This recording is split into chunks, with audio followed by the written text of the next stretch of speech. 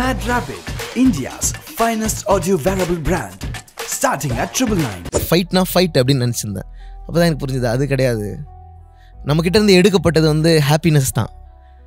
அந்த ஹாப்பினஸ் நமக்கு இருக்கக்கூடாதுன்னு நினைக்கிறான்ல, அந்த ஹாப்பினஸை வச்சு தான் நீ ஃபைட்டே பண்ணணும். நீ முதல்ல ஹாப்பியாக இருக்கணும். நிறைய பயணங்களை எனக்குள்ளே கொண்டு வந்துச்சு. நிறைய இடங்களுக்கு போனேன். அமைதியை தேடி போகிற ஒரு நபராக மாறிட்டேன். அதனால தான் நான் நிறைய விஷயங்களை கவனிக்கலை. என்னோடய ரைட்ஸ், என்னோடய கிரெடிட்ஸ், இந்த விஷயங்கள்லாம் நான் கவனிக்கலை. ஏன்னா நான் என்னோட ஒர்க்குள்ளே ரொம்ப இருந்தேன். I should have taken much care about it அப்படின்னு ரெக்ரெட் பண்ணியிருக்கீங்க? கண்டிப்பாக ரெக்ரெட் பண்ணியிருக்கேன். கண்டிப்பாக ரெக்ரெட். இப்பயும் நான் ரெக்ரெட் பண்ணிட்டு தான் இருக்கேன். நான் வந்து கவனமாக இருந்திருக்கணும் அப்படின்னு சொல்லி. அது ரொம்ப கஷ்டமாக இருந்தது. அது தேவையில்லாததுன்னு தோணுச்சு. அதாவது ஒரு தனி நபரை எதிர்ப்பதுனால அது சால்வ் ஆகாது. சில ப்ரிவிலேஜஸை சிலருக்கு கொடுத்துருக்கு. அதை வச்சு அவங்க மிஸ்யூஸ் பண்ணுறாங்க, விளையாடுறாங்க. அவ்வளோதான். எனக்கு அந்த ப்ரிவிலேஜ் கொடுக்கப்படலை. எனக்கு அந்த மிஸ்யூஸ் பண்ணுற கேரக்டர் என்கிட்ட கிடையாது. இந்த இந்த இந்த மண்ணில் தினந்தோறும் உழைக்கிற மக்களுக்குள்ளேருந்து நான் வரேன். அதனால் என்னுடைய ஹிஸ்ட்ரி வந்து என்னை தப்பு செய்ய விடாது. என்னோடய ஹிஸ்ட்ரி வந்து என்னை மிஸ்லீட் ஆக விடாது. பூ முடிச்சு பொட்டு வச்சு பொன்னகையும் போட்டு வச்சு கல்யாணம் முடிச்சு வச்சே அம்மா, நான் கண்கலங்கி திரும்புறேன் அம்மா அம்மா. நெட்டுக்குடி வீட்டில் பழைய துணி துவைக்கிறேன், மெத்த வீடு கழுவுறண்டாம் அவனே. 4 காசு சேர்த்து வச்சா பேண்ட்டு சட்டை எடுக்கலான்னு, 4 காசு சேர்த்து வச்சா பேண்ட்டு சட்டை எடுக்கலான்னு விரட்டி தட்டி விற்கிறேன்டாம் அவனே. அழகு அழகு அழகு இந்த ஸ்கூலே அழகு, இந்த ஸ்கூலுக்குள்ளே படிக்க வந்த பிள்ளைகளும் அழகு. அதுதான் ஃபஸ்ட் நான் எழுதின பாட்டு நினைக்கிறேன். ஆனால் அன்றைக்கி வந்து என்னை கூப்பிட்டு பயங்கரமாக பனிஷ் பண்ணாங்க.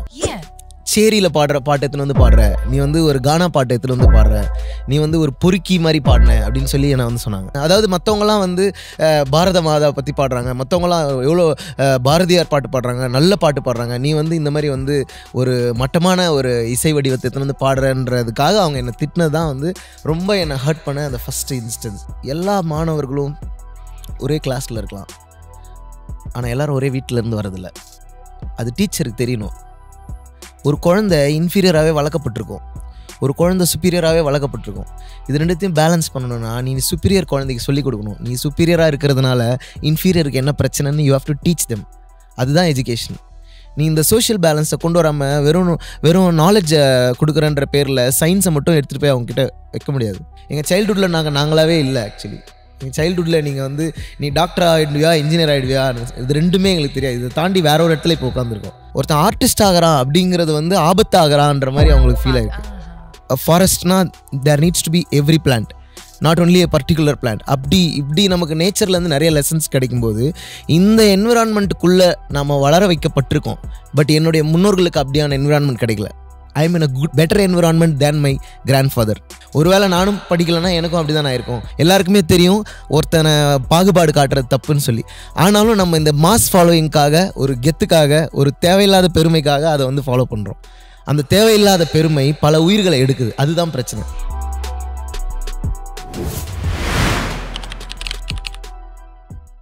இந்த ஒரு தாட் இருக்கும்ல, நம்ம இந்த விஷயம் தான் பண்ண போகிறோம், இதுதான் நம்மளுடைய ஒரு கரியராக இருக்க போகுது, இல்லை இது வந்து ஒரு கரியராக நீங்கள் பார்க்குறீங்களான்றது எனக்கு தெரியல. உங்ககிட்ட இன்னும் நான் கான்வர்ஸ் பண்ணுற போது அது எனக்கு புரியும்னு நினைக்கிறேன்.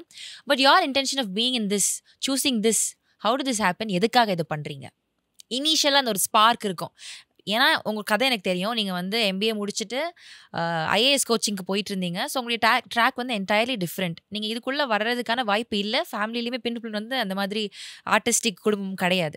ஸோ அந்த ஒரு ஷிஃப்ட் நடந்துச்சுல்ல, அது எங்கே நடந்துச்சு? அந்த ஸ்பார்க் எப்போ வந்துச்சு? ஸ்கூல் டைம்லேயே ஒரு 9th ஸ்டாண்டர்ட் இருக்கும். அப்போது ஒரு பாட்டு போட்டி. அப்போ வந்து எல்லாரும் வந்து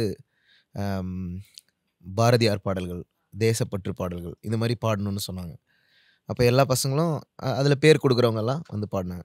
இப்போ எங்கள் அம்மா எனக்கு ஒரு பாட்டு எழுதி இல்லை, எனக்கு ஒரு பாட்டு கற்றுக் கொடுத்து அனுப்பிச்சாங்க. அந்த பாட்டு வந்து அறிவொளி இயக்கம்னு ஒரு இயக்கம். அதாவது 90களில் கிராமங்கள் தோறும் குழந்தைகளுக்கு பாடம் சொல்லி கொடுக்குற இயக்கம். இப்போ நீங்கள் 10வது படிச்சிருந்தீங்கன்னா 5வது படிக்கிறவங்களுக்கு நீங்கள் தான் டீச்சர், நீங்கள் 5வது படிச்சிருந்தீங்கன்னா 3வது படிக்கிறவங்களுக்கு நீங்கள் தான் டீச்சர். இந்த மாதிரி கல்வியை பரவலாக்குகிற முயற்சியில் ஈடுபட்ட அறிவொளி இயக்கம். அந்த இயக்கத்தில் ஒரு பாட்டு எங்கள் அம்மா எனக்கு சொல்லி கொடுத்து ஸ்கூலில் போய் நான் அதை பாடினேன். அப்போ அது எப்படி வரும்னா, பூ முடிச்சு பொட்டு வச்சு பொன்னகையும் போட்டு வச்சு கல்யாணம் முடிச்சு வச்சே அம்மா, நான் கண்கலங்கி திரும்புறேனே அம்மா, அம்மா. செல்லம்மா வளர்த்த கிளி சீதன புலி கூட்டத்தில், செல்லம்மா வளர்த்த கிளி சீதன புலி கூட்டத்தில் சிக்கிக்கிட்டு தவிக்கிறேனே அம்மா, இந்த சோதனைக்கு ஒரு வழி இல்லையா அம்மா, அம்மா. இப்படி வரும். ஓகே. இது வந்து ஒரு வரதட்சணை கொடுமையினால பாதிக்கப்பட்ட ஒரு பொண்ணு அம்மா வீட்டுக்கு திருப்பி போகிறாங்க. போகும்போது இந்த பாட்டை பாடிக்கிட்டே போகிறாங்க. இது வந்து ஒரு சமூக விழிப்புணர்வு பாடல். இந்த பாட்டை எங்கள் அம்மா எனக்கு கொடுத்து அனுப்பிச்சாங்க. நான் போய் அதை அப்போ பாடினேன் ஸ்கூலில். இப்போ என்ன எனக்கு அதுதான் முதல் மேடைன்னு நினைக்கிறேன் இப்படி நான் பாட்டு பாட தொடங்கினது. அதுக்கப்புறம் அப்படியே 11th ஸ்டாண்டர்ட் வரும்போது மறுபடியும் ஒரு பாட்டு போட்டி. ஏன்னா இந்த 9th 11th வந்து அடுத்து 10th போகிறோம் இல்லையா, உன்னை புழிய போகிறோம், அதனால் கொஞ்சம் ரிலாக்ஸாக இரு, நீ வந்து +2 போகிற, அதனால் நீ அடுத்த வருஷம் ஃபுல்லாக படிக்க போகிற, இந்த வருஷம் கொஞ்சம் ஸ்போர்ட்ஸு, சும்மா அந்த ஒரு 10 நாள் ஸ்போர்ட்ஸு, அந்த மாதிரி கொஞ்சம் அந்த பீரியடில் தான் நான் ஸ்டார்ட் பண்ணேன்னு நினைக்கிறேன். அப்போ 11th படிக்கும்போது வந்து மறுபடியும் ஒரு பாட்டு போட்டி வந்தது. அதில் வந்து எல்லாரும் மறுபடியும் வந்து செந்தமிழ் நாடெனும் பொதுநிலை, இந்த மாதிரி எங்கள் பாரத மாதா, இந்த மாதிரி நிறைய பாட்டு பாடுவாங்க. மறுபடியும் வந்து இந்த பாட்டு போட்டி வரும்போது என்கிட்ட 2 ஆப்ஷன் இருந்தது. ஒன்று எங்கள் அம்மா சொன்னது, இந்த முறையும் நான் எங்கள் அம்மாட்ட போய் கேட்டேன். ஏன்னா எங்கள் அம்மா அந்த இயக்கத்தில் வேலை பார்த்தவங்க, அந்த என்ன சொல்கிறது, இந்த கிராமங்கள் தோறும் வீதிகள் தோறும் போய் பாடினவங்க. ஸோ அதனால் அவங்ககிட்ட அந்த பாட்டு மறுபடியும் கேட்டேன். அப்போ அவங்க இன்னொரு பாட்டு எனக்கு கொடுத்தாங்க. அந்த பாட்டு வந்து காலேஜ் படிக்க வைக்க கண்ணில் உசுர வச்சுக்கிட்டு கறவை மாடு மேய்க்கு 2 வாய்க்கா வரப்புல மெட்டுக்கூடி வீட்டில் பழைய துணி துவைக்கிறேன், மெத்த வீடு கழுவுறண்டாம் அவனே, 4 காசு சேர்த்து வச்சா பேண்ட்டு சட்டை எடுக்கலான்னு, 4 காசு சேர்த்து வச்சா பேண்ட்டு சட்டை எடுக்கலான்னு விரட்டி தட்டி விற்கிறேன்டாம் அவனே, காலேஜ் படிக்க வைக்க கண்ணில் உசுர வச்சுக்கிட்டு கறவை மாடு மேய்க்கு 2 வாய்க்கா வரப்புல. இந்த பாட்டை எங்கள் அம்மா எனக்கு கொடுத்து அனுப்பிச்சாங்க. நான் என்ன பண்ணேன்னா, ஏற்கனவே எங்கள் அம்மா சொன்னதானே நம்ம பாடணும், இந்த முறை நம்ம ஏன் ஒரு புது பாட்டு எழுதக்கூடாது, நம்மளே எழுதுவோம் அப்படின்னு சொல்லி எனக்கு ரொம்ப பிடிச்ச ஒரு கானா பாட்டு இருக்குது. அது வந்து அழகு அழகுன்னு சொல்லிட்டு, அது வந்து யாருடையது, புண்ணியருடைய பாட்டு, கானா புண்ணியருடைய பாட்டுன்னு. அழகு அழகு அழகு இந்த நாடே அழகு அப்படி சொல்லி ஒரு கானா பாட்டு இருக்கும். நான் என்ன பண்ணேன், அது சென்னை மாநகரத்தை பற்றி ஃபுல்லாக வரும், சென்னையில் என்னென்ன அழகாக இருக்குது, அது ஒரு பழைய கானா பாட்டு. கானா ரசிகர்களுக்கு அந்த பாட்டு நல்லா தெரியும். அந்த பாட்டு ரொம்ப ஃபேமஸ். ஏன்னா எங்கள் வீட்டில் எப்படி ஃபேமஸ்னால், எங்கள் வீட்டில் டிவி கிடையாது. எங்கள் அம்மா சின்ன வயசுலேருந்து டிவி பார்க்க விட மாட்டாங்க. ஆனால் தெருக்களில் கேட்கும் இல்லையா, தெருக்குள்ளே கேட்குறது, பசங்க ஸ்கூலில் வந்து சொல்கிறது, பசங்களுக்குள்ள ஒரு நாலேஜ் ட்ரான்ஸ்ஃபர்மேஷன் இருக்கும். நான் அந்த படம் பார்த்தேன், நான் அந்த கிரிக்கெட் பார்த்தேன், இதை பார்த்தேன், அப்படி வந்து எனக்குள்ளே வந்து சேர்ந்த பாட்டு தான் இந்த அழகு அழகு அழகு. அந்த டியூனில் நான் எங்கள் ஸ்கூலை பற்றி ஒரு பாட்டு எழுதினேன். அதுதான் ஃபஸ்ட் நான் எழுதின பாட்டுன்னு நினைக்கிறேன். அழகு அழகு அழகு இந்த ஸ்கூலே அழகு, இந்த ஸ்கூலுக்குள்ளே படிக்க வந்த பிள்ளைகளும் அழகு அப்படி எழுதி அப்புறம் அந்த மேக்ஸ் வாத்தியார் அழகு, அப்புறம் வந்து பயாலஜி வாத்தியார் அழகு, ஃபிசிக்ஸ் வாத்தியார் அழகு, ஒவ்வொரு வாத்தியாரும் அழகு, இந்த ஸ்கூலே அழகு, இந்த வாழ்க்கையே அழகு அப்படின்னு சொல்லி பயங்கர அழகாக நான் எழுதி போய் பாடினேன். ஆனால் அன்றைக்கி வந்து என்னை கூப்பிட்டு பயங்கரமாக பனிஷ் பண்ணாங்க. ஏன்னா நீ வந்து சேரியில் பாடுற பாட்டு எடுத்துன்னு வந்து பாடுற, நீ வந்து ஒரு கானா பாட்டு எடுத்துன்னு வந்து பாடுற, நீ வந்து ஒரு பொறுக்கி மாதிரி பாடின அப்படின்னு சொல்லி என்னை வந்து சொன்னாங்க.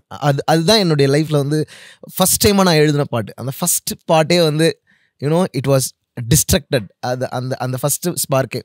ஸோ அப்போ ரொம்ப நான் ஃபீல் பண்ணேன். என்ன அதாவது மற்றவங்களாம் வந்து பாரத மாதா பற்றி பாடுறாங்க, மற்றவங்களாம் எவ்வளோ பாரதியார் பாட்டு பாடுறாங்க, நல்ல பாட்டு பாடுறாங்க, நீ வந்து இந்த மாதிரி வந்து ஒரு மட்டமான ஒரு இசை வடிவத்தை வந்து பாடுறன்றதுக்காக அவங்க என்னை திட்டினது தான் வந்து ரொம்ப என்னை ஹர்ட் பண்ண அந்த ஃபஸ்ட்டு இன்ஸ்டன்ஸ். ஆனால் நான் அந்த எழுதின ஃபஸ்ட்டு பாட்டு அதுதான். அது வந்து கானாலேருந்து வந்த ஒரு மெட்டு தான். ஸோ இதுதான் என்னுடைய ஆரம்பம்னு நினைக்கிறேன். ஸோ இந்த இன்சிடெண்ட்டுக்கு அப்புறம் வந்து பெருசாக நான் எழுதலை. +2 படிக்க போயிட்டேன், படித்து முடிச்சிட்டேன். காலேஜ் சேர்கிறதுக்கு முன்னாடி கொஞ்ச நாள் வந்து கொஞ்சம் அப்போ அந்த +2 லீவில் இருப்போம் இல்லையா, அப்போ கொஞ்சம் சினிமா எங்கள் அம்மாவுக்கு தெரியாமல் போய் சினிமா பார்க்குறது, ஏன்னா திருட்டுத்தரமாக பசங்களோட போய் ஊர் சுற்றுறது, இந்த மாதிரியான விஷயங்களில் நான் இந்த வேர்ல்டு அப்போ தான் தெரிஞ்சுக்கிறேன். அப்போ சில பாட்டுகள் எனக்கு வந்து பரிச்சயமாச்சு. அப்போ நான் காலேஜுக்கு போனேன். காலேஜுக்கு போன அப்புறம் வந்து எனக்கு அன்றைக்கி நான் அந்த 2 பாட்டில் ஃபஸ்ட்டு பாட்டை எங்கள் அம்மா சொன்ன பாட்டை சூஸ் பண்ணியிருந்தேன்னா நான் வந்து அன்றைக்கி கைத்தட்டல் வாங்கியிருப்பேன். ஆனால் நானாக ஒரு பாட்டு எழுதுனால பயங்கரமாக திட்டு வாங்கினேன். பட் நானாக எழுதின பாட்டு எனக்கு ரொம்ப பிடிச்சிருந்தது. எங்கள் அம்மா என்கிட்ட கொடுத்த பாட்டு ரொம்ப மீனிங்ஃபுல்லாக இருந்தது. ஆனால் அந்த மீனிங் வந்து இந்த சமூகத்துக்கு தேவைப்படுது. ஆனால் நான் வேற ஒரு பர்சன் தான். நான் ஜாலியாக பாட்டு எழுதணும்னு நினைக்கிற பர்சன் தான். ஆனால் எங்கள் அம்மா என் மூலமாக இந்த மெசேஜை கொண்டு போய் சேருன்னு சொல்கிற மாதிரி எனக்கு இருக்குது. ஏன்னா எங்கள் அம்மா நினச்சிருந்தா எனக்கும் என் பாரதியார் பாட்டு சொல்லி கொடுத்துருக்கலாம், வேறு ஏதோ ஒன்று சொல்லி கொடுத்துருக்கலாம். ஆனால் அவங்க வந்து இல்லை இந்த சமூக பிரச்சனைகள் இருக்குது, இதை போய் நீ சொல்லு அப்படின்னு அவங்க என்னை இன்னும் ரீடைரக்ட் பண்ணதுனுடைய விளைவு தான் என்னை வந்து தொடர்ந்து இந்த ஏரியாக்குள்ளே கொண்டு வந்துச்சுன்னு நினைக்கிறேன். நம்மளை சுற்றி இருக்க மனிதர்கள் எல்லாம் பயங்கரமாக சஃபர் ஆகிட்டே இருக்கும்போது நம்ம அந்த சஃபரிங்கை எப்படி இக்னோர் பண்ண முடியும்? அது நாளைக்கு நம்மளாக இருக்கலாம் இல்லையா? அப்போ அந்த மைண்டை வந்து எனக்கு கொடுத்தது வந்து அங்கேருந்து தான் நினைக்கிறேன். ஸோ அப்புறமா நான் எழுதின பாட்டு எல்லாத்துலேயுமே அது ரிஃப்ளெக்ட் ஆச்சு. ஆக்சுவலி சின்ன வயசுலேருந்து நிறைய கவிதைகள்லாம் எழுதும்போதே வந்து நமக்கு கிடச்சிருக்க இந்த வாய்ப்பு நம்ம தாத்தாவுக்கு கிடைக்கல. நம்ம தாத்தாக்கள் நம்ம பாட்டிகள் அவங்களோட லுக்கே வேறு மாதிரி இருக்குது, அவங்களுடைய பவரே வேறு ஒன்றா இருக்குது. They are very different people from me. நான் வந்து ரொம்ப சொஃபிஸ்டிகேட்டடாக வளரணும். நான் எங்கள் அப்பா வந்து எனக்கு எந்த கஷ்டமும் தெரியக்கூடாதுன்னு கஷ்டப்படுறாருன்னு எனக்கு தெரிஞ்சுது. அப்போ நான் வந்து அந்த கஷ்டம் தான் என்னை எழுத வச்சுது. ஆக்சுவலி எங்கள் அப்பா என்கிட்ட இப்போ வரைக்கும் நாங்கள் மனசு விட்டு பேசினதே கிடையாது. ஐ திங்க் எந்த அப்பாவுமே வந்து மனசு விட்டு பேச மாட்டாங்கன்னு நினைக்கிறேன். ஏன்னா அந்த அப்பாவுடைய உணர்வுகள் நம்மளோட பயங்கரமாக பேசிகிட்டே இருக்கும். அதுதான் நம்மளை பயங்கரமாக நம்மளை ஆக்கிரமிக்கும்னு நினைக்கிறேன். எனக்கு வந்து அந்த மாதிரி தான் புரிஞ்சுது. என்னுடைய ஆன்செஸ்டர்ஸோடைய கஷ்டம் தான் நான். ஏன்னா மேபி அவங்க எனக்கு அதை வார்த்தையாக சொல்லாமல் இருக்கலாம், பட் என்னோட டிஎன்ஏ அதை கேரி பண்ணுதில்ல. என்னுடைய பிளட்டில் வந்து அது இருக்குல்ல, என்னோட பிளட்டில் அந்த பெயின் இருக்குது. Still the oppression is going on. Still all the pain that they went through is passing on my blood. So then I have to do something about it. So it comes out in my writing னு நினைக்கிறேன். அப்படிதான் இந்த transformation நடந்தது. அது உங்களுக்கு எப்படி அது ஒரு ஸ்டாப் வச்சுட்டாங்க அங்கே? என்னன்னா நான் ஃபர்ஸ்ட் டைம் ஒரு பாட்டு எழுதுறேன், அது வேண்டாம் நல்லா இல்லைன்னு சொல்லி பனிஷ்மெண்ட்லாம் கொடுத்துட்டாங்க, இதுக்கப்புறம் நம்ம எப்படி பர்சியூ பண்ணுறது அப்படின்ற தாட் உங்களுக்கு வரவே இல்லையா? How did you overcome this feeling and start writing eventually? அதுக்கப்புறம் எழுதணும்னு தோணலை. ஆக்சுவலி அவங்க அதாவது எப்படி நான் சொல்கிறேன்னா, அதுதான் இப்போ ரீசெண்டாக ஒரு இன்டர்வியூவில் கூட சொன்னேன். எல்லா மாணவர்களும் ஒரே கிளாஸில் இருக்கலாம், ஆனால் எல்லோரும் ஒரே வீட்டில் இருந்து வரதில்லை. அது டீச்சருக்கு தெரியணும். ஒரு குழந்தை இன்ஃபீரியராகவே வளர்க்கப்பட்டிருக்கும், ஒரு குழந்தை சுப்பீரியராகவே வளர்க்கப்பட்டிருக்கும். இது ரெண்டுத்தையும் பேலன்ஸ் பண்ணணும்னா நீ சுப்பீரியர் குழந்தைக்கு சொல்லிக் கொடுக்கணும். நீ சுப்பீரியராக இருக்கிறதுனால இன்ஃபீரியருக்கு என்ன பிரச்சனைன்னு you have to teach them. அதுதான் எஜுகேஷன். நீ இந்த சோஷியல் பேலன்ஸை கொண்டு வராமல் வெறும் நாலேஜை கொடுக்குறன்ற பேரில் சயின்ஸை மட்டும் எடுத்துகிட்டு போய் அவங்ககிட்ட வைக்க முடியாது. அவங்க முதல்ல ஹியூமன்ஸாகவே பேலன்ஸ்டாக இல்லை. இந்த அண்டர்ஸ்டாண்டிங்கோட இதை அப்ரோச் பண்ணியிருக்கலாமோ, என்னுடைய சைல்டுஹுட் இருந்திருக்கலாமோ. லாட் ஆஃப் மை ஃப்ரெண்ட்ஸோட சைல்டுஹுட் நான் அப்படி தான் பார்க்குறேன். எங்கள் சைல்டுஹுட்டில் நாங்களாவே இல்லை. ஆக்சுவலி எங்கள் சைல்டுஹுட்டில் நீங்கள் வந்து நீ டாக்டர் ஆகிடுவியா இன்ஜினியர் ஆகிடுவியா, இது ரெண்டுமே எங்களுக்கு தெரியாது. இதை தாண்டி வேற ஒரு இடத்துல இப்போ உட்காந்துருக்கோம். ஏன் இந்த இடம் அப்போவே உங்கள் கண்ணுக்கு தெரியல? Why did you complicate our life? இந்த கொஸ்டினோட ஸ்டார்டிங் பாயிண்ட் தான் அந்த பனிஷ்மெண்ட் நினைக்கிறேன் நான். அவங்க அவ்வளோ கன்ஃபியூஸ்டாக இருந்திருக்காங்க. என்னுடைய ஸ்கூல்லே என்னுடைய கரஸ்பாண்டன்ட்டு இவ்வளோ கன்ஃபியூஸ்டாக இருந்திருக்காங்க. ஒருத்தன் ஆர்டிஸ்ட் ஆகிறான் அப்படிங்கிறது வந்து ஆபத்தாகிறான்ற மாதிரி அவங்களுக்கு ஃபீல் ஆயிருக்கு. தப்பான வழிக்கு போகிறான் அப்படின்னு போயிருக்கு. ஆனால் அது எவ்வளோ ஆபத்தான ஒரு சமூகம் பாருங்க. ஏன் ஒருத்தன் டாக்டராகவோ இன்ஜினியராகவோ மட்டுமே ஆகணும்? ஏன் ஒரு ஆர்டிஸ்ட் ஆகக்கூடாது? ஓகே. பட் உங்களுடைய சாங்ஸோ உங்களுடைய நீங்கள் வாய்ஸ் அவுட் பண்ணுற விஷயங்களோ எப்படின்னா அது அனுபவிச்சுக்கிட்டு இருக்கிற ஒருத்தர் பண்ணுற மாதிரி ஒரு பெர்ஸ்பெக்டிவ்ல நீங்கள் அதை பண்ணுறீங்க.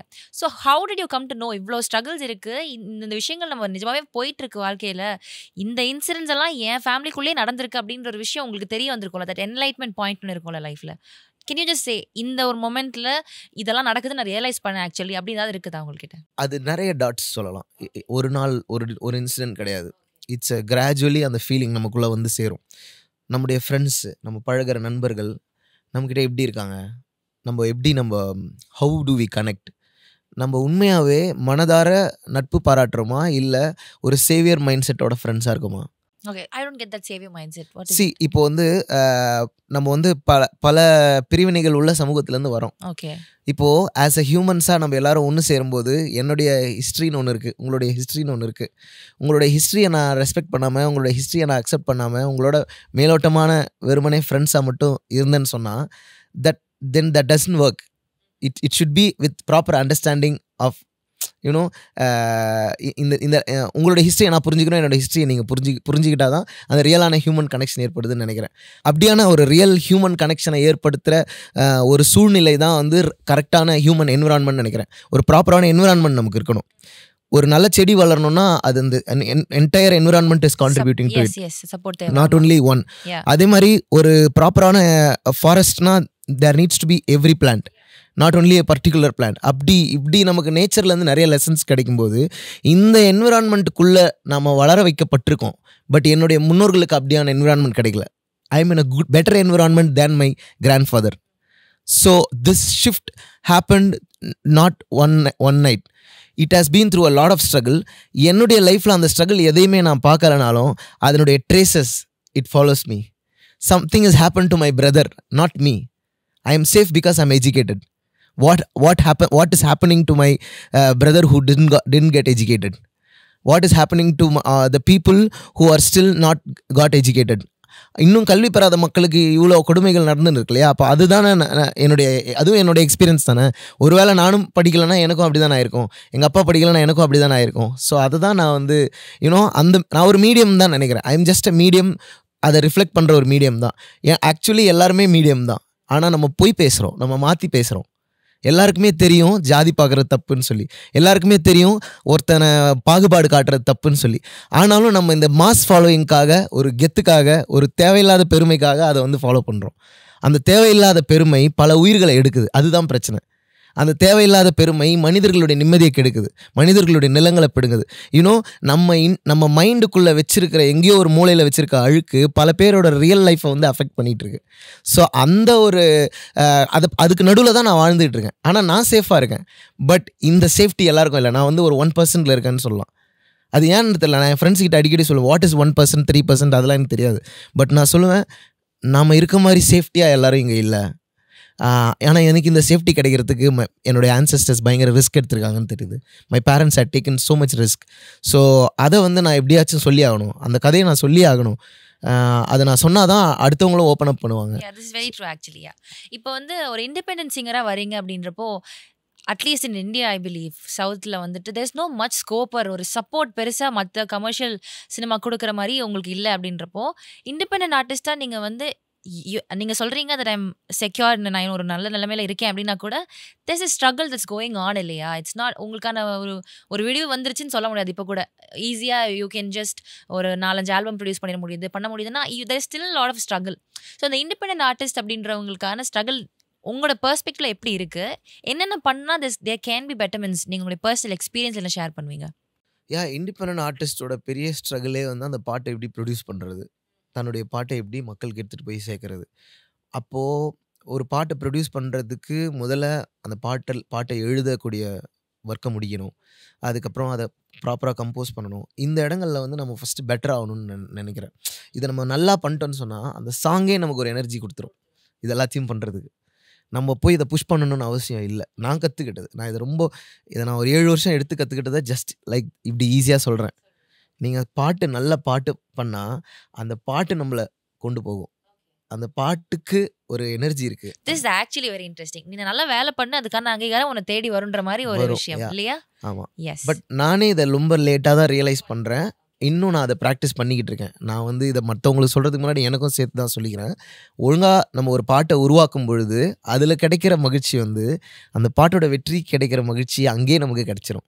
அதுக்கப்புறம் அந்த பாட்டு தன்னுடைய பாதையை தேர்ந்தெடுத்துக்கும். இப்போ உதாரணத்துக்கு நான் 3 வருஷத்துக்கு முன்னாடி இந்த ஆல்பமில் ஒரு பாட்டை தொடங்கினேன், கங்காணின்னு ஒரு பாட்டை. அந்த ஒரு பாட்டை தொடங்கினதுக்கப்புறம் எனக்கு ஒரு பெரிய ஹிஸ்ட்ரியே தெரிய வந்தது. அது ஒரு பெரிய ஒரு ஜேர்னியாக இருந்தது. 3 வருஷமாக அந்த பாட்டை நான் பண்ணுறேன். ஏன்னா எனக்கு முடிக்க மனசு இல்லை. ஆனால் அதை நான் எனக்கு ரொம்ப பிடிச்சி நான் கேட்கும் போதெல்லாம் கண்ணீர் வர வரைக்கும் நான் அதை பண்ணி தான் அதை ரிலீஸ் பண்ணியிருக்கேன். ஸோ இது வந்து ஏன்னா எனக்கு அந்த டைம் இருந்தது, நான் அதை பண்ணேன். ஒருவேளை இப்போ உங்களுக்கு 1 மாதம் தான் டைம் இருக்குன்னா அந்த 1 மாதத்துக்குள்ளே அதை எப்படி பெஸ்ட்டாக பண்ணணும் அப்படிங்கிறத பண்ணாலே நம்ம கொஞ்சம் நிம்மதியாக இருப்போம்னு நான் நினைக்கிறேன். ஏன்னா நீங்கள் நல்ல பாட்டு வச்சுருந்தீங்கன்னா உங்களுக்கு கிடைக்கிற கான்டாக்ட்ஸ் வந்து அடுத்தடுத்த ஸ்டெப்புக்கு ஈஸியாக போகும். நீங்கள் நல்ல பாட்டை வச்சில்ல, ஆனால் உங்களுக்கு இன்ட்ரெஸ்ட் மட்டும் இருக்குது, இல்லை வந்து நீங்கள் எஃபர்ட் போட மாட்டேங்கிறீங்க அப்படின்னா உங்களோட கான்டாக்ட்ஸ் அடுத்தடுத்த இடங்களுக்கு நகராது. உங்களை மாதிரி பீப்புளோடவே மட்டும்தான் நம்ம இருப்போம். நம்ம அதே லெவலில் இருக்க பீப்புளோட தான் இருப்போம். அப்படி இல்லாமல் நமக்கு அடுத்த லீகில் இருக்கக்கூடிய பீப்புளோட நம்ம கனெக்ட் ஆகணும்னா நம்ம அவங்கள இம்ப்ரெஸ் பண்ணணும். You have to Impress your heroes. So if they get impressed they will call you to their house, come write a song with me. So that is the way அப்படின்னு நான் நினைக்கிறேன். நீங்க எனக்கு நினைச்சு பார்த்துருக்கீங்களா, நான் வந்து ரஜினி சாருக்கு பாட்டு பண்ணுவேன், நான் வந்து கமல் சாருக்கு பாட்டு எழுதுவேன், நான் வந்து இந்த மாதிரி நான் விஜய் சாருக்கு பாட்டு எழுதுவேன், என்னோட பாட்டு வந்து இப்படி போகும், இத்தனை மக்கள் ரசிக்க போறாங்க, நான் இந்த விஷயங்கள்லாம் பண்ண போறேன், people will love me like that. Talk of the town நான் இருக்க போகிறேன் அப்படின்னு ஹேவ் யூ எவர் ட்ரெம்ட்? ஏன்னா சில விஷயங்கள் வந்து நம்ம ட்ரீம்ஸில் கூட அது இருக்காது. அது அப்பாற்பட்டதாக இருக்கும். நம்ம அது கனவாக கூட நம்ம அதை நினச்சி பார்த்துருக்கவே மாட்டோம். அந்த மாதிரி ஒரு விஷயமா இருக்கா? இல்லை வாட் எக்ஸாக்ட்லி ஃபீல்ஸ் இந்த மாதிரிலாம் நீங்கள் அக்கம்ப்ளிஷ் பண்ணி டிக் போட்டுட்டே வர்றப்போ உங்களுக்கு ஃபீலிங் எப்படி இருக்கும்? நான் உண்மையாகவே அப்படி நினச்சதே கிடையாது. ஓகே யாவுன்னு நினச்சதே கிடையாது. ஓகே ஆனால் ஒரு ஸ்டேஜ் கிடைக்கும்போது, ஒரு சின்னதாக ஒரு 10 நிமிஷம் ஒரு மேடையில் பாட கிடைக்கும்போது, அங்கே நான் பெஸ்ட்டாக பண்ணணும்னு மட்டும் நான் யூ நினச்சேன். Absolutely been the best. ஒவ்வொரு நாங்கள் பார்க்குறோமே எல்லாத்துலேயுமே. இல்லை அது அந்த ஒரு தவிப்பு மட்டும்தான் எனக்குள்ளே இருந்துனே இருக்கும். மற்ற எதுவுமே ஹியூமன்ஸே என்னுடைய ஹியூமன் ஈகோக்கு நான் ரொம்ப இடமே கொடுக்க மாட்டேன். அது எனக்கு வரும்போது நானே அது கூட ஃபைட் பண்ணிக்குவேன். பட் இன்னொரு மனிதனுடைய ஈகோக்குள்ளே நான் போகவே மாட்டேன். அங்கே நான் என்னை ஹம்பிள் பண்ணிவிடுவேன். Okay you want to be the hero here, you want to be the man here, you be here. நான் அந்த இடத்துக்குள்ளே நான் ரொம்ப இது பண்ணிக்க மாட்டேன். பட் என்னுடைய ஒர்க்கை நான் கரெக்டாக பண்ணணும்னு நினைப்பேன். நான் செய்ய வேண்டிய அந்த ஒரு 10 நிமிஷம் கிடைக்குதுன்னா அதில் எப்படி பெஸ்ட்டாக பண்ணலாம், அந்த ஒரு ஆஸ்பெக்ட்லேருந்து அணுகுவேன். அதனால் எனக்கு இந்த ஜேர்னி வந்து அப்படி தான் நான் அதை பேஸ்மெண்ட் பண்ணி வந்தேன். இட்ஸ் நாட் லைக் இன்னொருத்தட்ட போய் பார்க்கலாம், அவங்கள போய் பார்க்கலாம், இன்னும் 4 பேர்கிட்ட ஃப்ரெண்ட்ஸ் ஆகலாம், அப்படியே நம்ம வந்து ஒரு அசோசியேட்டடாக காமிச்சு வரணும்னு வரல. எனக்கு யார்கிட்டையும் எப்படி பேசணும்னு கூட தெரியாது. ஆனால் எனக்கு ஒர்க்கு ஒழுங்காக பண்ண தெரியும். ஒர்க்குக்குள்ளே என்னை போட்டுக்க தெரியும். அது கூடவே நான் சஃபர் ஆகிக்கிட்டு இருக்க தெரியும். அதனால தான் நான் நிறைய விஷயங்களை கவனிக்கலை. என்னோடய ரைட்ஸ், என்னோடய கிரெடிட்ஸ், இந்த விஷயங்கள்லாம் நான் கவனிக்கலை. ஏன்னா நான் என்னோட ஒர்க்குள்ளே ரொம்ப இருந்தேன். சோல்ஃபுல்லாக என்னோட ஒர்க்குள்ளே நான் இருந்தேன். பட் இதை நீங்கள் நான் கண்டுக்கல, இது I should have taken much care about it அப்படின்னு ரெக்ரெட் பண்ணியிருக்கீங்க? கண்டிப்பாக ரெக்ரெட் பண்ணியிருக்கேன். இப்பயும் நான் ரெக்ரெட் பண்ணிட்டு தான் இருக்கேன். நான் வந்து கவனமாக இருந்திருக்கணும் அப்படின்னு சொல்லி. அந்த கவனம் வந்து என்னென்னா, நம்ம ஃபஸ்ட் ஜெனரேஷனாக வரோம் இல்லையா, ஆனால் இட்ஸ் அ ப்ராசஸ்ன்னு தான் பார்க்குறேன். அதனால் ஒன்றும் பெரிய நஷ்டம்லாம் ஏற்பட்டலை. இன்னும் ஸ்ட்ராங் தான் இருக்கும். நம்ம இன்னும் மென்டலி ஸ்ட்ராங்காக இருக்கும். இன்னும் நிறைய அவேர்னஸ் கிடச்சிருக்கு. இன்னும் அடுத்து வர பசங்களுக்கு வந்து என்னால் அவங்களுடைய லைஃப்பில் ஒரு சின்ன ஒரு உருப்படியான அட்வைஸாவது என்னால் கொடுக்க முடியும். ஏன்னா எனக்கு ஒரு சின்ன எக்ஸ்பீரியன்ஸ் கிடச்சிருக்கு. At least I won't mislead anybody, at least I won't exploit anybody. அந்த ஒரு மைண்ட் செட் வந்திருக்கு. அதுக்கு நான் தேங்க்ஃபுல்லாக இருக்கேன். ஸோ இப்போ நீங்கள் சொன்னீங்கல்ல, mislead and exploit, these are very strong words I believe. நீங்கள் இதை பண்ண மாட்டேன் அப்படின்னு சொல்றீங்கன்னா somewhere you have undergone these things இல்லையா? Have you ever felt like you have gone through it அப்படின்றப்போ நீங்கள் வந்து நான் ரொம்ப ப்ரோக் ஆகி நான் வந்து இதை எதிர்பார்க்காத இடத்துலேருந்து இது வந்துச்சு and I was devastated basically. அதுலேருந்து you've just bloomed over whoever you are now. அது வந்து ஒரு ஜேர்னி தான், அது கடந்து வந்த பாதை. ஆனால் அந்த டிவாஸ்டேஷன் பாயிண்ட்ல எப்படி நீங்கள் அதை அக்செப்ட் பண்ணிட்டீங்க? பிகாஸ் உங்களுடைய ஸ்ட்ரகிள் ஹஸ் பீன் ரியல். நம்ம பேசின மாதிரி ஃபர்ஸ்ட் ஜென்ரேஷனில் வரீங்க அப்படின்றப்போ அதுக்கு ஆல்ரெடி சேலஞ்சஸ் நிறைய இருக்குது. இதில் இன்னும் எக்ஸ்ட்ரா ப்ரெஷர் போடுற மாதிரி ஒரு நல்ல விஷயங்கள் நடக்கிறப்போ உங்களுக்கு அதை எப்படி ஹேண்டில் பண்ணுவீங்க? அந்த மாதிரி ரொம்ப உங்களை ப்ரோக்கனை ஃபீல் பண்ண ஒரு விஷயம் என்னவா இருக்கும் சார்? அதை நான் கடந்து வந்துட்டேன். அதனால் அதை பற்றி நான் எக்ஸ்பிளைன் பண்ணால் என் மைண்ட் மறுபடியும் அந்த மொமெண்ட்டுக்கு போயிட்டு வரும். பட் அது ரொம்ப கஷ்டமாக இருந்தது. அது தேவையில்லாததுன்னு தோணுச்சு. அதாவது ஒரு தனி நபரை எதிர்ப்பதுனால அது சால்வ் ஆகாது. அது இந்த சமூகம் கொடுக்குற ப்ரிவிலேஜில் இருக்க பிரச்சனை. இந்த சொசைட்டி வந்து சில ப்ரிவிலேஜஸை சிலருக்கு கொடுத்துருக்கு. அதை வச்சு அவங்க மிஸ்யூஸ் பண்ணுறாங்க, விளையாடுறாங்க. அவ்வளோதான். எனக்கு அந்த ப்ரிவிலேஜ் கொடுக்கப்படலை.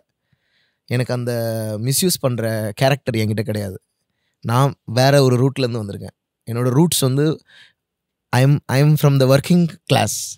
ஸோ என்னோடய ரூட்ஸ் வந்து பயங்கர ஸ்ட்ராங்காக இந்த மண்ணில் இருக்குது. இந்த நகரத்தை கட்டி கொடுத்தவர்களுடைய மக்கள்லேருந்து நான் வரேன். இந்த இந்த இந்த மண்ணில் தினந்தோறும் உழைக்கிற மக்களுக்குள்ளேருந்து நான் வரேன். அதனால் என்னுடைய ஹிஸ்ட்ரி வந்து என்னை தப்பு செய்ய விடாது. என்னோடய ஹிஸ்ட்ரி வந்து என்னை மிஸ்லீட் ஆக விடாது. And I always felt protected. இவ்வளோ பிரச்சனைக்கு மத்தியிலையும் நான் ஒன்றே ஒன்று மட்டும் சொல்லுவேன், ஐ ஃபெல்ட் ப்ரொடெக்டட். சில நேரங்களில் ரொம்ப டவுன் ஆகிடும், மனசு உடஞ்சிரும், இதுக்கு மேலே என்ன பண்ணுறதுன்னு தெரியாது. அப்போ கூட something is there in us, நமக்குள்ளே ஏதோ ஒன்று இருக்குது. அது வந்து நம்மளை வந்து இங்கேருந்து போகாதன்னு சொல்லுது. ஸோ இங்கே இரு, ஃபைட் பண்ணுன்னு சொல்லுது. ஃபைட்னா என்ன, நம்ம வேலை தான் ஃபைட் அப்படிங்கிறத நான் பொறுமையாக தான் புரிஞ்சுக்கிட்டேன். ஆக்சுவலி இப்போ ஃபைட்னா ஃபைட் அப்படின்னு நினச்சிருந்தேன். அப்போ தான் எனக்கு புரிஞ்சுது அது கிடையாது. நம்மக்கிட்டேருந்து எடுக்கப்பட்டது வந்து ஹாப்பினஸ் தான். அந்த ஹாப்பினஸ் நமக்கு இருக்கக்கூடாதுன்னு நினைக்கிறான்ல, அந்த ஹாப்பினஸை வச்சு தான் நீ ஃபைட்டே பண்ணணும். நீ முதல்ல ஹாப்பியாக இருக்கணும். இந்த நம்மக்கிட்டேருந்து நிலங்களை பிடிங்கிட்டாங்க, நம்மக்கிட்டேருந்து கல்வியை பிடிங்கிட்டாங்க, பல உயிர்களை பிடிங்கிட்டாங்க. இதெல்லாம் ஏன் பிடுங்குறாங்க? நீ சந்தோஷமாக இருக்கக்கூடாது, நீ மகிழ்ச்சியாக இருக்கக்கூடாதுன்னு தான். முதல்ல நீ மகிழ்ச்சியாக இருக்கணும். நீ மகிழ்ச்சியாக இருந்தாலே அது பெரிய பதில் தான் நான் புரிஞ்சுக்கிட்டேன். அதனால தான் நான் அங்கேருந்து தான் நான் மீண்டு எழ ஆரம்பிச்சேன்னு நினைக்கிறேன். ஆனால் அதுக்கு ஒரு பெரிய ப்ராசஸ் இருந்தது. அது ரொம்ப இடங்களுக்கு கொண்டு போச்சு. ரொம்ப நிறைய பயணங்களை எனக்குள்ளே கொண்டு வந்துச்சு. நிறைய இடங்களுக்கு போனேன். அமைதியை தேடி போகிற ஒரு நபராக மாறிட்டேன். அமைதியெல்லாம் தேடி போனீங்களா? அது எனக்குள்ளே தான் இருந்திருக்கு. ஆக்சுவலி அது எனக்குள்ளே தான் இருக்குது. அப்பப்போ நான் அதை டேஸ்ட் பண்ணுறேன். அப்பப்போ தான் நான் அதுக்குள்ளே அதை ஃபீல் பண்ணுறேன் ஆக்சுவலி. அண்டு கண்டிப்பாக இதை இந்த லெவலில் நான் இதை புரிஞ்சுக்கிட்டு இதோட நான் இதை நிறுத்திட்டேன். அதுக்கு மேலே நான் அதுக்குள்ளே போகவே விரும்பலை. இந்த பிரச்சனைகள் எல்லாமே ஏன் வருது அப்படின்னா, இந்த சமூகம் அப்படியான ஒரு என்விரான்மெண்ட்டில் இருக்குது. இங்கே இந்த சமூக சூழலில் நமக்குன்னு ஒரு இடம் இருக்குது. அந்த இடம் நான் விரும்பி பிறக்கலை. இந்த ஜாதியில் நான் விரும்பி பிறக்கலை. யாருமே இந்த ஜாதியில் இந்த மதத்தில் விரும்பி பிறக்கிறதில்ல. ஆனால் அந்த ஜாதிக்கும் அந்த மதத்துக்கும் ஒரு பவர் இருக்குன்னா, இவன் பிறந்த உடனே அந்த பவர் அவன் கூட அட்டாச் ஆகிடுது. அப்போது எஜுகேஷன் என்ன பண்ணணும்னா, உன்னோட பவரை தூக்கி எறிஞ்சிட்டு படிப்பு தான் உண்மையான பவர்னு நீ புரிஞ்சுக்கணும். இல்லை, இது எனக்கு என்னுடைய ஹார்ட் ஒர்க்லேருந்து வரல, என்னோடய கேஸ்ட் ப்ரைடு வந்து என்னுடைய ஹார்ட் ஒர்க்லேருந்து வரல, என்னுடைய ரிலீஜியன் ப்ரைடு வந்து என்னோட ஹார்ட் ஒர்க்லேருந்து வரல, என்னுடைய ஹார்ட் ஒர்க்லேருந்து வர்ற ப்ரைடு மட்டும் தான் என்னதுன்னு நம்ம புரிஞ்சுக்கிறது தான் எஜுகேஷன். எனக்கு அந்த எஜுகேஷன் இருக்குன்னு நினைக்கிறேன். அதனால நான் இந்த பிரச்சனைகளை இக்னோர் பண்ணி அடுத்த கட்டத்துக்கு நகர்றேன். சில டைமில் வந்து பார்க்குறப்போ ரொம்ப அக்ரெசிவ் வேர்ட்ஸ், சண்டை செய்யணும், அடிக்கணும், அந்த மாதிரி ஒரு வார்த்தைகள் இருக்குது நீங்கள் யூஸ் பண்ணுறீங்க. இது வந்து do you think உங்களுடைய பெர்ஸ்பெக்டிவ்ல எப்படி பார்க்குறீங்க இந்த மாதிரி வார்த்தைகள் யூஸ் பண்ணுறது? நீங்கள் எழுதுறப்போவே உங்களுக்கு என்ன மைண்ட் செட் இருக்கும்? ஹவு டஸ் தட் அந்த லைன் ஃபார்மேஷன் நடக்கும்? ஏன்னா எனக்கு வந்து சரியா தப்பான்ற கேள்வி கேட்கறதுக்கான இப்போ இல்லை, எனக்கு அது தோணல. இது எழுதுறீங்களே, என்ன மனநிலையோடு எழுதுறீங்க, ஏன் இதை இப்படி எழுதுறீங்க அப்படின்றத நான் உங்ககிட்ட கேட்பேன். ஏன்னா நான் அதுதான் பார்க்குறேன். என்னை சுற்றி சண்டை பார்க்குறேன், என்னை சுற்றி சச்சரவுகள் பார்க்குறேன், என்னை சுற்றி கொலைகள் பார்க்குறேன், என்னை சுற்றி மனிதர்கள் ஒருத்தர் வெறுத்துக்கிறத பார்க்குறேன். அதனால் அதை அப்படியே எழுதுறேன். அவ்வளோதான். இந்த சொசைட்டி எப்படி இருக்கோ அதுதான் நான் எழுதணும்னு நினைக்கிறேன். இன்னும் நான் அதை முழுசாக செய்யலை. ஆக்சுவலி நான் அதை முழுசாக செஞ்சேன்னா உங்களால் கேட்கவே முடியாது. ஏன்னா அவ்வளோ அருவருப்பான மோசமான விஷயங்கள் இந்த சமூகத்தில் நடந்துகிட்ருக்குது. இன்ற வரைக்கும் நடந்துகிட்ருக்கு. நம்ம வந்து ஒரு 5G டெக்னாலஜிலாம் தாண்டி போயின்னு இன்னும். ஆனால் நம்ம சாதி மணலிலேருந்து வெளியே வரவே இல்லை. அதெல்லாம் நம்ம இக்னோர் பண்ணிக்கிறோம். நம்ம உடம்புல ஒரு புண்ணு இருக்குது, அந்த புண்ணு மேலே நம்ம வந்து பட்டு போர்வை போற்றி போகிறோம். ஆனால் அது ஆறாது. அப்படி பண்ணால் அது ஆறாது. அது மருந்து கொடுத்தால்தான் அது ஆறும். அப்படியான ஒரு சமூக சூழலில் தான் நம்ம இருக்கோம். அதனால் நான் ஏன் இவ்வளோ சீரியஸாக எடுத்துக்கிறேன்னு நானே நிறைய முறை ஃபீல் பண்ணிருக்கேன். எனக்கு இது தேவையா? வேர்ட்ஸ் வந்து ரொம்ப இப்போ நீங்கள் ஒவ்வொரு இஷ்யூ அட்ரஸ் பண்ணுறீங்க, ஆசிஃபாக்கு எழுதுறீங்க, ஸ்னோலனுக்காக எழுதுறீங்க, ஒருத்தங்களோட அண்ணனா தம்பியை நிறைய விஷயங்கள் பண்ணுறீங்க. அப்படின்றப்போ அந்த இனிஷியேட்டிவ் ரொம்ப நல்லா இருக்குது. ஆனால் அந்த கோவத்தில் வார்த்தைகள் ரொம்ப ஹார்ஷாக இருக்கும், ரொம்ப அக்ரெசிவாக இருக்கும். ஏன் அப்படின்ற ஒரு கேள்வி, அதுதான் நான் கேட்டேன் உங்ககிட்ட. இல்லை, எனக்கு வேறு வெண்ட் இல்லைன்னு நினைக்கிறேன். நான் எப்படி இதை சொல்கிறது அப்படின்ற ஒன்று இருக்குல்ல, இந்த பழியை நான் எப்படி வெளிப்படுத்துறதுங்கிற இடத்துல தான் நான் வார்த்தைகளை தேர்ந்தெடுக்கிறேன். பொதுவாக நான் ரொம்ப வார்த்தைகளுக்காக மெனக்கிட மாட்டேன். அது என்ன வருதோ அதை அப்படியே எழுதிடுவேன். பெரும்பாலும் முன்னாடி கூட நான் ரொம்ப ஒரு பாட்டை போட்டு ஆராய்ச்சி பண்ணிகிட்டு இருப்பேன். இப்போ வந்து அதை வெறும் பாட்டு, அதை டிஸ்டர்ப் பண்ணாத அதை விடு அப்படிங்கிற ஒரு மனநிலைக்கு வந்திருக்கேன். ஸோ ஒரு பாட்டை கிரியேட் ஆகும்போதே அந்த பாட்டில் வந்து இல்லை இன்னும் கொஞ்சம் இந்த வார்த்தையை இங்கே போட்டால் இன்னும் மெருகேறும் அப்படின்னு வெட்டி ஒட்டுற வேலைகளை நான் செய்கிறதில்ல. நான் வந்து என்னவா அது கிரியேட் ஆகுதோ அதை அப்படியே நான் வைக்க ட்ரை பண்ணுறேன். என்ன வருதோ அதுதான் அதை அப்படியே வைக்க ட்ரை பண்ணுறேன். நீங்கள் சொன்ன மாதிரி கோபமான வார்த்தைகள் அப்படின்னு நான் அதை பார்க்கல.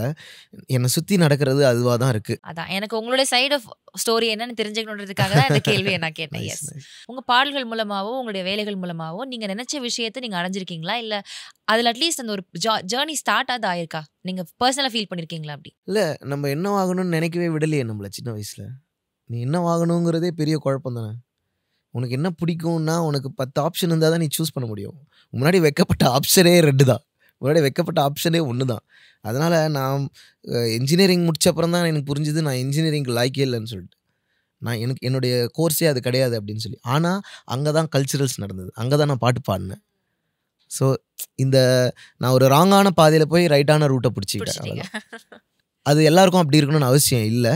அட்லீஸ்ட் என்னால் ட்ராக் மாறக்கூடிய ஒரு ப்ரிவிலேஜ் எனக்கு இருந்திருக்கு. ஆக்சுவலி ஒருவேளை எனக்கு வந்து இப்படியான மியூசிக்குள்ளே வர முடியாதுன்ற சூழல் இருந்தால் நானும் வேலைக்கு போயிருப்பேன். நானும் வேலைக்கு போய் ஒரு மாத சம்பளம் வாங்குகிற ஒரு நபராக இருந்திருப்பேன். மகிழ்ச்சியாக இருந்திருப்பேனா? எப்படி இருந்தாலும் நான் மகிழ்ச்சியாக இருக்கிறது தான் என்னுடைய போராட்டமாக இருந்திருக்கும். நான் மகிழ்ச்சியாக இருந்திருப்பேன். ஆனால் நான் என்னை கண்டுபிடிக்காமல் போயிருப்பேன். நான் யாருன்னு எனக்கே தெரியாமல் போயிருக்கலாம். அதுக்கு வந்து இந்த சமூக சூழல் தான் காரணம்னு நினைக்கிறேன். நான் மறுபடியும் வந்து ஏன் அந்த இடத்துக்கு வரேன்னா, அதுதான் எனக்கான எல்லையை வச்சுருக்கு.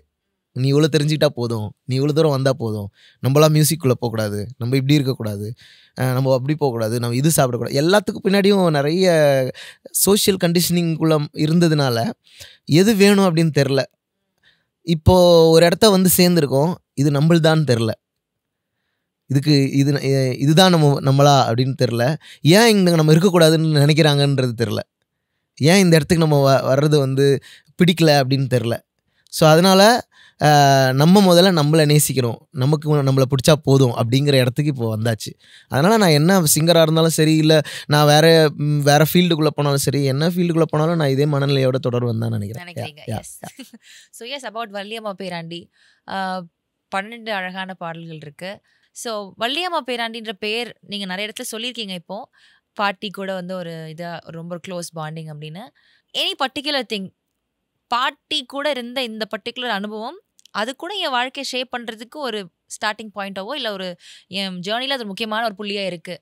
பாட்டியோடு இருந்த ஒரு அனுபவம், அவங்க பேசின விஷயம், இல்லை அவங்க சொன்ன விஷயம், அவங்க சொன்ன ஏதோ ஒரு கதை, அது என் மண்டைக்குள்ளே இருக்குது இப்போ வரைக்கும் அப்படின்னு ஏதாவது இருக்கா? நிறைய இருக்குது. அவங்க கையில் வளர்ந்தவன் நான். அவங்க வந்து ஒரு நாட்டிலேருந்து இன்னொரு நாட்டுக்கு அனுப்பப்பட்ட மக்கள்.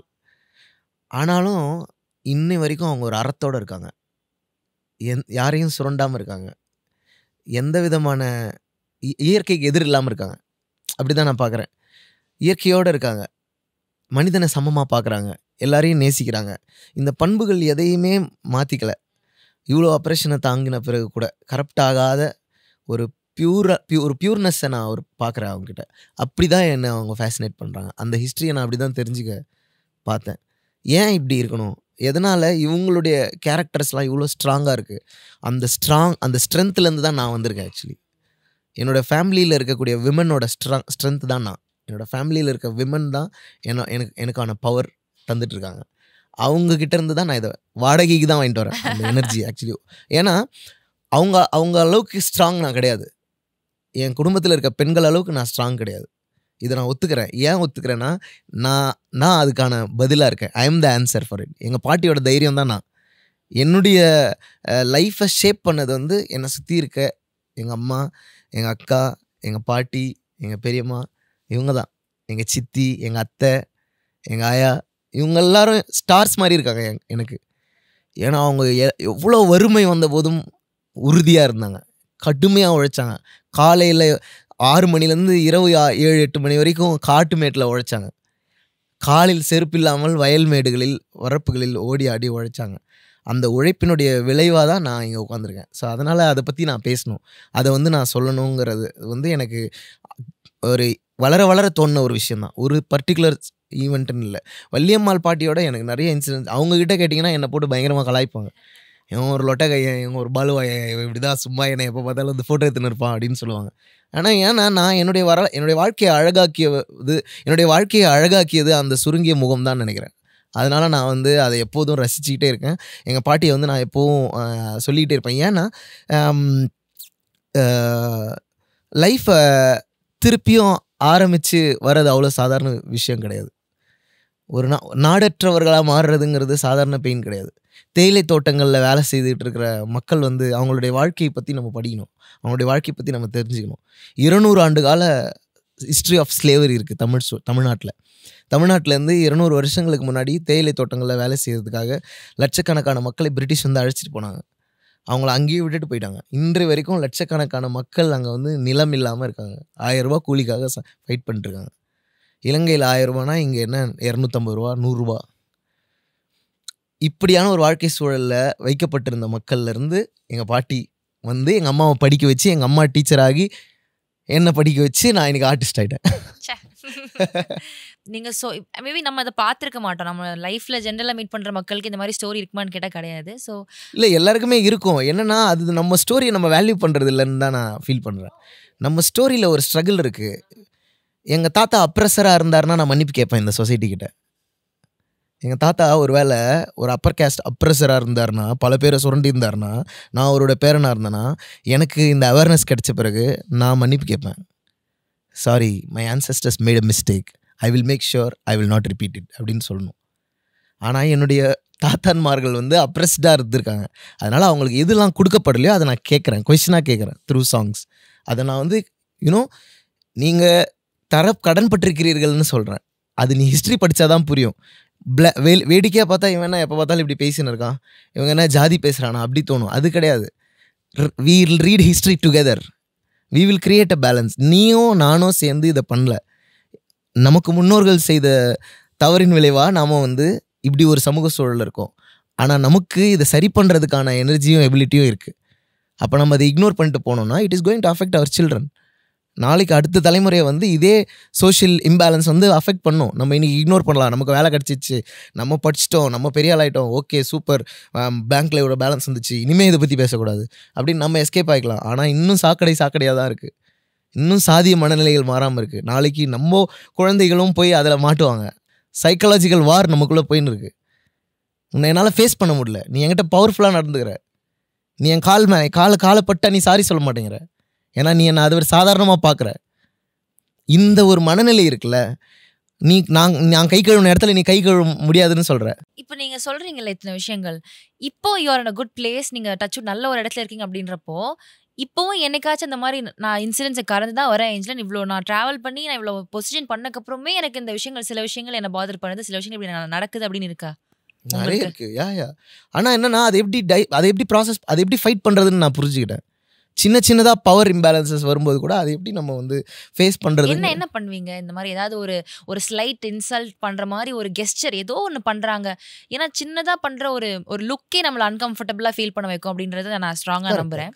அந்த மாதிரி பண்ணுறப்போ அந்த இன்சிடென்ட்ஸ்லேருந்து நீங்கள் எப்படி உங்களை நீங்களே ப்ரொடெக்ட் பண்ணி ஒரு பர்சனாக வர்றீங்க? அதில் முன்னாடி இந்த ப்ராசஸ் வந்து டஃப்பாக இருந்தது. நான் வந்து அழுவேன், நான் வந்து பேடாக ஃபீல் பண்ணுவேன். இன்சல்ட் வந்து என்னால் வந்து அவ்வளோ ஈஸியாக டைஜஸ்ட் பண்ண முடியாது. இப்போ வந்து நான் இக்னோர் பண்ணுற ஒரு இடத்துக்கு வந்திருக்கேன். இப்போ வந்து எனக்கு என்ன தோணுதுன்னா, அவனை விட நம்ம இந்த சமூகத்தில் இன்னும் அதிகமான லவ்வோடு இருக்கோம். We carry more love than him. So try to forgive. ஒரு செம திருக்குறள் எனக்கு ரொம்ப பிடிக்கும். குணம் நாடி குற்றமும் நாடி அவற்றுள் மிகை நாடி மிக்க குழல். ஒருத்தன்ட்ட நீ பழகிறேன்னா குணம் குற்றம் 2 இருக்கும். குணம் அதிகமாக இருந்து குற்றம் கம்மியாக இருந்தால் மன்னிச்சு ஃப்ரெண்ட் ஆகிடு. குற்றம் அதிகமாக இருந்து குணம் கம்மியாக இருந்தால் அவனை விட்டு விலகிடு. அவ்வளோதான். ஸோ எனக்கு அப்படியா இந்த மாதிரியான தருணங்கள்லாம் வரும்போது நான் இதெல்லாம் தான் யோசிச்சுக்குவேன். ஓகே, நம்ம இப்படியான சொசைட்டியில் தான் இருக்கோம். அவன் ஒரேடியாக மாற மாட்டான், அவன் கிராஜுவலாக தான் மாறுவான். அந்த கிராஜுவலாக மாறுற அளவுக்கு ஒரு கம்பேஷன் நமக்குள்ளே வளர்த்துக்கணும். அதுதான் நான் ப்ராக்டிஸ் பண்ண தொடங்குறேன். யூனோ இட்ஸ் நாட் லைக் எதிர்ப்பு இதெல்லாமே வந்து ஒரு விஷயம் மாறுறது இல்லைல்ல. ஒரு குழந்தைய வந்து 7 வயசுக்குள்ளே நீங்கள் என்ன சொல்லித்தரீங்களோ அந்த பிலீஃபில் தான் அது லைஃப் லாங் இருப்பாங்களாம். அப்போ நம்மளாம் எவ்வளோ ராங்காக கல்டிவேட் ஆகிருக்கோம். நம்ம நிறைய விஷயங்களை அன்லேர்ன் பண்ணிக்க வேண்டியிருக்குல்ல. இந்த அன்லேர்னிங் ப்ராசஸ்க்கு முதல்ல டைம் கொடுக்கணும்ல. என்னை விட அதிகமாக யார் லேர்ன் பண்ணியிருக்காங்க அப்படின்னா இந்த கேஸ்ட்டு, இந்த எல்லா விதமான மனிதர்களுக்குள்ளே இருக்கிற டிவிஷன்ஸ் எல்லாத்தையும் உள்வாங்கியிருக்காங்கல்ல. அதெல்லாம் வெளியெடுக்கணும்னா இன்னும் நிறைய டைம் எடுக்கும்ல. ஸோ அதெல்லாத்தையும் நம்ம வந்து ஒரு ப்ராசஸாக தான் நான் பார்க்குறேன். இந்த இன்சல்ட்ஸை தாங்கிறது நான் அதை தாங்கிக்கிறது வந்து ஓகே நம்மளை ஸ்ட்ரென்தன் பண்ணுதுன்னு தான் நினைக்கிறேன். ஆக்சுவலி அறத்தை வந்து என்னுடைய மக்கள் என்றைக்குமே வந்து மீறினது கிடையாது, விட்டு கொடுத்தது இல்லை. தே ஆல்வேஸ் ஹோல்ட் தியர் இது அவங்களுக்கான டிசிப்ளின் எனக்குமே இருந்திருக்கு அப்படின்ட்டு. அறிவுக்கு வந்து இந்த டிசிப்ளின் இருக்குது, நான் என்ன நடந்தாலும் இந்த விஷயங்களை வந்து மீற மாட்டேன், I will stick on to my own disciplines and plans அப்படின்னா அது என்னவா இருக்கும்? ஒரு 2-3 விஷயங்கள் I always stick on to it அப்படின்னா என்னவா இருக்கும்? முதல்ல டிசிப்ளின்ங்கிறதே ஒவ்வொரு தனி மனிதருக்கும் வெவ்வேறு விஷயங்களாக இருக்குது. சமூகம் ஒரு டிசிப்ளினை சொல்லுது, ஸ்கூல் ஒரு டிசிப்ளினை சொல்லுது. எல்லா டிசிப்ளினுமே இங்கே கொஸ்டின் பண்ண வேண்டிய ஒரு இடத்துக்குள்ளே தான் இப்போ நம்ம இருக்கோம். பட் நான் என்ன புரிஞ்சுக்கிறேன்னா, நான் நேச்சருக்கு எதிராக இருக்க மாட்டேன், நேச்சருக்கு எதிராக நான் திரும்ப மாட்டேன். அதை மட்டும் நான் எப்போவுமே என்னுடைய டிசிப்ளினாக வச்சுக்கணும்னு நினைக்கிறேன். எல்லா மரங்களுக்கும் தான் மழை பெய்யுது. உன்னுடைய பாட்டு வந்து ஒரு குறிப்பிட்ட மக்களுக்கு மட்டும் இல்லை, எல்லாருக்கும் நீ பாட்டு எழுதணும் அப்படின்னு நான் புரிஞ்சுக்கிறேன். எல்லோருக்குமான ஒரு பாட்டு எழுதணும், எல்லோருக்குமான பாடகனாக இருக்கணும் அப்படின்றத வந்து நான் நேச்சர்லேருந்து புரிஞ்சுக்கிறேன். அதே மாதிரி சூரியனுக்கும் பூமிக்கும் ஒரு பர்டிகுலர் டிஸ்டன்ஸ் இருக்குது. அந்த டிஸ்டன்ஸ் கொஞ்சம் குறைஞ்சதுனா கூட நம்மலாம் பொசுங்கிடுவோம், நம்மலாம் கருகிடுவோம். அப்போது ஹியூமன்ஸையும் கரெக்டான டிஸ்டன்ஸில் வச்சுக்கணும். அப்படி வச்சுக்கிட்டிங்கன்னா அந்த ரிலேஷன்ஷிப் ஹெல்த்தியாக இருக்கும். ஒரு செடி முளைக்கும் தூரமாக இருந்தால், பூமியும் சூரியனும் கிட்ட வந்துச்சுன்னா அந்த செடி பொசுங்கிடும். ஸோ அந்த டிஸ்டன்ஸ் வந்து எப்போவுமே என்னை வியக்க வச்சுக்கிட்டே இருக்கும். ஒரு ப்ராப்பர் நேச்சர் வந்து நம்மளை ஒரு ப்ராப்பர் டிஸ்டன்ஸில் வச்சுருக்கு. நம்மளும் ஹியூமன்ஸோட ப்ராப்பர் டிஸ்டன்ஸை மெயின்டைன் பண்ணோன்னா ஹெல்த்தியாக இன்னும் அந்த ரிலேஷன்ஷிப்ஸ் இருக்குங்கிறத புரிஞ்சுக்கிட்டேன். இந்த மாதிரி சின்ன சின்ன விஷயங்களை யோசித்து தான் நான் புரிஞ்சுக்கிறேன். அதே மாதிரி இழப்பை வந்து நம்ம வந்து ஒருத்தவங்களுடைய இறப்பை வந்து நம்ம இறப்பாக எடுக்க வேண்டாம். அவங்களுடைய ஒரு மனிதனை வந்து மண்ணுக்குள்ளே போயிட்ட பிறகு அதை மறுபடியும் டீகம்போஸ் ஆகி மறுபடியும் மண்ணாக மாறுது. அந்த மண்ணிலேருந்து ஒரு பொட்டேட்டோ வருதுல்ல, அந்த மண்ணிலேருந்து ஒரு பூ பூக்குதுல்ல. ஸோ நீ பார்க்குற எல்லா பூவும் ஏதோ ஒரு ஆன்செஸ்டராக இருக்கலாம். So don't harm the nature, protect the நேச்சர்னோ. ஸோ அதனால் நான் வந்து இயற்கையோட கனெக்ட் ஆக ட்ரை பண்ணிக்கிட்டே இருக்கேன். இதெல்லாம் என்னுடைய ஓன் தாட் ப்ராசஸ்லேருந்து தான் நாங்கள் வரேன். இது சரியா தப்பா, இதுதான் டிசிப்ளினா அப்படிலாம் நான் சொல்ல வரல. அட்லீஸ்ட் இந்த சாதிய சமூகத்துலேருந்து என்னை கொஞ்சம் ரிலாக்ஸ் பண்ணி விடுறது நேச்சர் தான். இது பார்க்கும்பொழுது okay, there is hope, there is light, you know, there is a better tomorrow அப்படிங்கிற ஒரு நம்பிக்கையை எனக்கு நேச்சர் தந்துக்கிட்டே இருக்குது. ஸோ அந்த ஒரு ரெகுலர் தாட் ப்ராசஸ் தான் இருக்குது. அதுதான் என்னுடைய டிசிப்ளின் நான் நினைக்கிறேன். மற்றபடி எனக்கு இதுக்கு எப்படி சொல்கிறேன்னு தெரியல. என்னைக்காச்சும் வந்து ரொம்ப அண்டர்ரேட்டட் சிங்கராக நம்ம இருக்கோமோ, ஒரு ஆர்டிஸ்டாக வந்து நம்மளுடைய உயரம் இன்னும் பெரிதாக இருந்திருக்கணுமோ, அது நம்ம ரீச் பண்ண விடலையா இல்லை பண்ண நம்மளால முடியலையா அப்படின்ற ஒரு கேள்வியோ ஏதோ உங்களுக்கு தோணியிருக்கா என்னைக்காச்சும்? இல்லை, எனக்கு இப்போ நீங்கள் கேட்குற வரைக்கும் எனக்கு அப்படி தோணவே இல்லை. ஏன்னா நான் எப்படி பார்க்குறேன்னா, நான் வேறு ஆடியன்ஸோட கனெக்ட் ஆகிறேன். என்னோடய ஆடியன்ஸ் வந்து உழைக்கும் மக்கள். என்னோடய ஆடியன்ஸ் வந்து ஒரு ஆட்டோ ஓட்டுற அண்ணன் என்கிட்ட பார்த்து சிரிச்சா எனக்கு அதுவே பெரிய சந்தோஷம். ஒரு மூட்டை தூக்குற அண்ணனோட நான் ஃப்ரெண்ட் ஆவேன். நான் வந்து ஏதோ ஒரு ஊருக்கு போகும்போது ஏதோ ஒரு வேலை செய்கிற அக்கா வந்து என்கிட்ட பேசுவாங்க. ஒரு ஹோட்டலில் சாப்பிடும்போது அந்த வேலை செய்கிற அண்ணங்க வந்து என்கிட்ட பேசுவாங்க. நான் ஒரு ஆடியன்ஸ்க்கு மத்தியில் நான் இருக்கேன். அவங்க வந்து என்கிட்ட எதிர்பார்க்குற அந்த நம்பிக்கையும் எனர்ஜியும் வந்து நான் மியூசிக்காக கன்ஸ்ட்ரக்ட் பண்ணிகிட்டு இருக்கேன். அந்த ப்ராசஸ்ஸு சில நேரங்களில் டிஸ்டர்ப் ஆகும்போது தான் டிலே ஆகுது. மற்றபடி ஆல்ரெடி என்னை சுற்றி இருக்கிற மனிதர்களுக்கு வந்து நான் ரொம்ப ஸ்பெஷலான ஒரு மனிதன் தான் நினைக்கிறேன். அதுவே என்னை ரொம்ப ஹாப்பி ஆக்கும் ஆக்சுவலி. ஏன்னா மற்ற இந்த ஃபேமோ நம்ம எல்லாமே கன்ஸ்ட்ரக்ட் பண்ணக்கூடியது, திருப்பியும் டெஸ்ட்ராய் பண்ணக்கூடியது. இதெல்லாமே வந்து மனிதர்கள் வெளியிலேருந்து உருவாக்குற ஒரு விஷயம். அதை எப்படி வேணால் கன்ஸ்ட்ரக்ட் பண்ணிக்கலாம், அதை நம்ம சேனல் பண்ணிக்கலாம். ஆனால் இந்த லவ் வந்து இட்ஸ் ப்ரைஸ்லெஸ்ன்னு நினைக்கிறேன். இந்த லவ்வில் நான் ஆல்ரெடி பயங்கர சூப்பராக இருக்கேன். எனக்கு மக்களுடைய அன்பு கிடச்சிருக்கு. நான் ஒரு காலமும் மக்களுக்கு எதிரான ஒரு படைப்பை எடுக்க மாட்டேன், எழுத மாட்டேன். மக்களுக்கு எதிராக நான் வந்து எதையும் செய்ய மாட்டேன். நான் என்னால் எல்லா சமூகத்தையும் நேசிக்க முடியும். என்னால் எல்லா சாதியிலேருந்து வரவர்களையும் புரிஞ்சிக்க முடியும், நேசிக்க முடியும். ஒரு நட்புறவை உருவாக்குவதற்கான தேடலில் எப்போவுமே நான் இருந்துக்கிட்டே இருக்கேன். ஸோ அதனால் எனக்கு வந்து இந்த அண்டர் ரேட்டடா, இந்த ஓவர் ரேட்டடா இதெல்லாம் எனக்கு கவலையே இல்லை. நான் இவ்வளோ தூரம் வந்ததே பெரிய அச்சீவ்மெண்ட் நினைக்கிறேன். நான் அதான் சொல்கிறேன் திருப்பியும், எங்கள் தாத்தா வந்து செருப்பு போட்டு தெருவில் நடக்க முடியாது. அந்த வலி உங்களுக்கு புரியுதா? அந்த வலி உங்களுக்கு புரிஞ்சுதுன்னா நான் ஷூ போட்ட சந்தோஷம் உங்களுக்கு புரியும். அவ்வளோதான். This journey and everything that you say is so inspiring, as I said, and நிறைய ஹோப் கொடுக்கும்னு நினைக்கிறேன் நிறைய பேருக்கு. நம்மள ஒருத்தர் இப்படி பண்ணியிருக்காரு, then why not my friends can not do it அப்படின்ற ஒரு கேள்வி நமக்கு வருது இல்லையா? அது I think will take people to places. உங்களை மாதிரி நிறைய பேர் இமர்ஜ் ஆகி வருவாங்க. கண்டிப்பாக அது நானும் அந்த மாதிரி நிறைய பேரை பார்த்து தானே வந்திருக்கேன். நானும் அந்த மாதிரி நிறைய குட்டி குட்டி இன்ஸ்பிரேஷன்ஸ் எனக்கு இருந்திருக்கு. அவங்களுடைய தாக்கம் இல்லாமல் நான் வரல. இங்கே பாட்டு பாடுறதுன்னா எங்கள் ஊரில் நாட்டுப்புற பாடல்கள் பாடுறவங்கள தான் நான் பார்த்துருக்கேன். அதில் ஒரு ஐயா, அவர் பேர் தலித் சுப்பையா. அவர் வந்து எங்கள் ஊரில் பாட்டு பாடுவார். அம்பேத்கர் பாட்டு தான் பாடுவார். அந்த அம்பேத்கர் பாட்டில் அவர் அவ்வளோ மெசேஜ் வச்சுருப்பார்.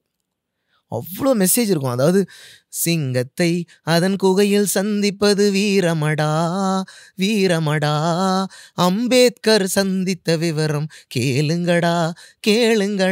இப்படி எல்லாமே ஸ்டோரி, எல்லாமே கதை. அவ்வளோ ஃபோக்குள்ள அவ்வளோ ஐடியாலஜிக்கலான சாங்ஸை ஜாலியாக வந்து எங்கள் தெருக்களில் பாடுவாங்க. அதெல்லாம் நான் பார்த்துருக்கேன். அதே மாதிரி வந்து இந்த அறிவியல் இயக்கம் பாடல்கள், விழிப்புணர்வு பாடல்கள். அப்புறம் எங்கள் அம்மா கொஞ்சம் என்னை சர்ச்சுக்கு கூட்டு போவாங்க. அங்கே நான் கேட்குற பாடல்கள், அங்கே கூட பாடுறதுக்கான வாய்ப்பெலாம் இருக்காது, வேடிக்கை தான் பார்க்க முடியும். ஆனால் இந்த இயக்கங்களில் பாட முடியும், தெருவாக போய் பாட முடியும். இப்போ அங்கே பாடுறதுக்கான வாய்ப்பு இல்லைன்னு சொல்கிறீங்க? அங்கே எல்லாரும் கும்பலாக க்ரௌடோட பாடுறதானே அங்கெல்லாம். இட்ஸ் நாட் லைக் ஒரு அந்த மாதிரியான ஒரு you will not get a special knowledge from, it's a common mass knowledge. அப்போ இங்கே வந்து எனக்கு இதெல்லாம் தனிப்பட்ட முறையில் பாடுறது, மக்கள் முன்னாடி பேசுறது, இந்த மாதிரியான விஷயங்கள்லாம் எனக்கு இந்த மூமெண்ட்டில் தான் கிடச்சிது. ஒரு அம்பேத்கர் சிலைக்கு முன்னாடி எல்லாரும் ஒன்றா கூடி நின்று அவர் என்னென்னலாம் அந்த சமூகத்துக்காக பண்ணியிருக்காருன்னு ஒரு பேச்சு போட்டி வைப்பாங்க, ஒரு கவிதை போட்டி வைப்பாங்க. அந்த கவிதை போட்டி தான் என்னை எழுத வைக்கும். ஓகே, இந்த கவிதை அம்பேத்கருக்காக இந்த கவிதை எழுதணும்னு சொல்லி. இந்த மாதிரி எப்போதுமே நாலேஜை தேடி ஓடிக்கிட்டே இருக்கிற மக்கள் மத்தியில் நான் இருந்தேன். Always we seek knowledge, always we seek progress, always we seek growth. So அது வந்து ஒரு பெரிய இன்ஸ்பிரேஷன் நினைக்கிறேன் எனக்கு. நீங்கள் ஒரு இன்டென்ஷனில் ஒரு பாட்டு எழுதுறீங்க அப்படின்னா அதை இன்டர்பிரேட் பண்ணி அவரோட நோக்கம் இதுவாக தான் இருக்குது அப்படின்ற மாதிரியும் சொல்கிறாங்க. ஸோ அந்த மாதிரி இப்போ ரீசெண்டாக அதிகமாக பேசப்படுறது வந்து பிளாக் பண்ணிட்டேன் அப்படின்ற அந்த பாட்டு. இதில் ஐ வாண்ட் டு ஆஸ்க், ஜென்யூனாக கேட்குறேன், உங்களோட இன்டென்ஷன் என்னவா இருந்துச்சு? எதை பேஸ் பண்ணி அதை எழுதுனீங்க? நான் வந்து அந்த சாங்கை ஒரு நாள் ஸ்டுடியோவில் ஜாலியாக நான் வேறு ஒரு சாங் பண்ணிக்கிட்டு இருந்தேன். அப்போ வந்து திடீர்னு நான் வந்து அந்த வைப்லேருந்து மாறி செம கலாயாக இறங்கிட்டேன். செம கலாயாக இறங்கணும், நம்ம ரொம்ப ஏன் சீரியஸாக யோசிச்சுன்னு இருக்கோம், ஃபன்னாக ஒரு பாட்டு பண்ணுவோன்னு பண்ணி நான் வந்து இந்த ஹூக்லாம் பாடி இந்த லிரிக்லாம் எழுதி எனக்கு தோணுச்சு நான் வந்து ஒரு யூனோ ஜாலியாக பண்ண போகிறேன் இந்த சாங்கை. என்னுடைய எல்லா அறிவு இப்படி தான் எழுதுவாருங்க அப்படி எழுதுவாங்கிற அந்த இதெல்லாம் எடுத்துடணும், அது எல்லாத்தையும் தூக்கிட்டு நான் வந்து ஒரு ஜாலியான ஒரு பாட்டு பண்ணணுன்ற விருப்பத்துலேருந்து பண்ணது தான் பிளாக் பண்ணிட்டேன். அதுக்கப்புறம் பண்ண பிறகு நான் யோசித்தேன், இது எப்படி இந்த சவுண்டே கன்ஃபியூசிங்காக இருக்குது, இந்த சாங் என்ன கன்வே பண்ணுதுங்கிறது வந்து ஏன்னோ மிஸ்இன்டர்பிரட் ஆக வாய்ப்பு இருக்குதுன்னு எனக்கும் தெரியும்.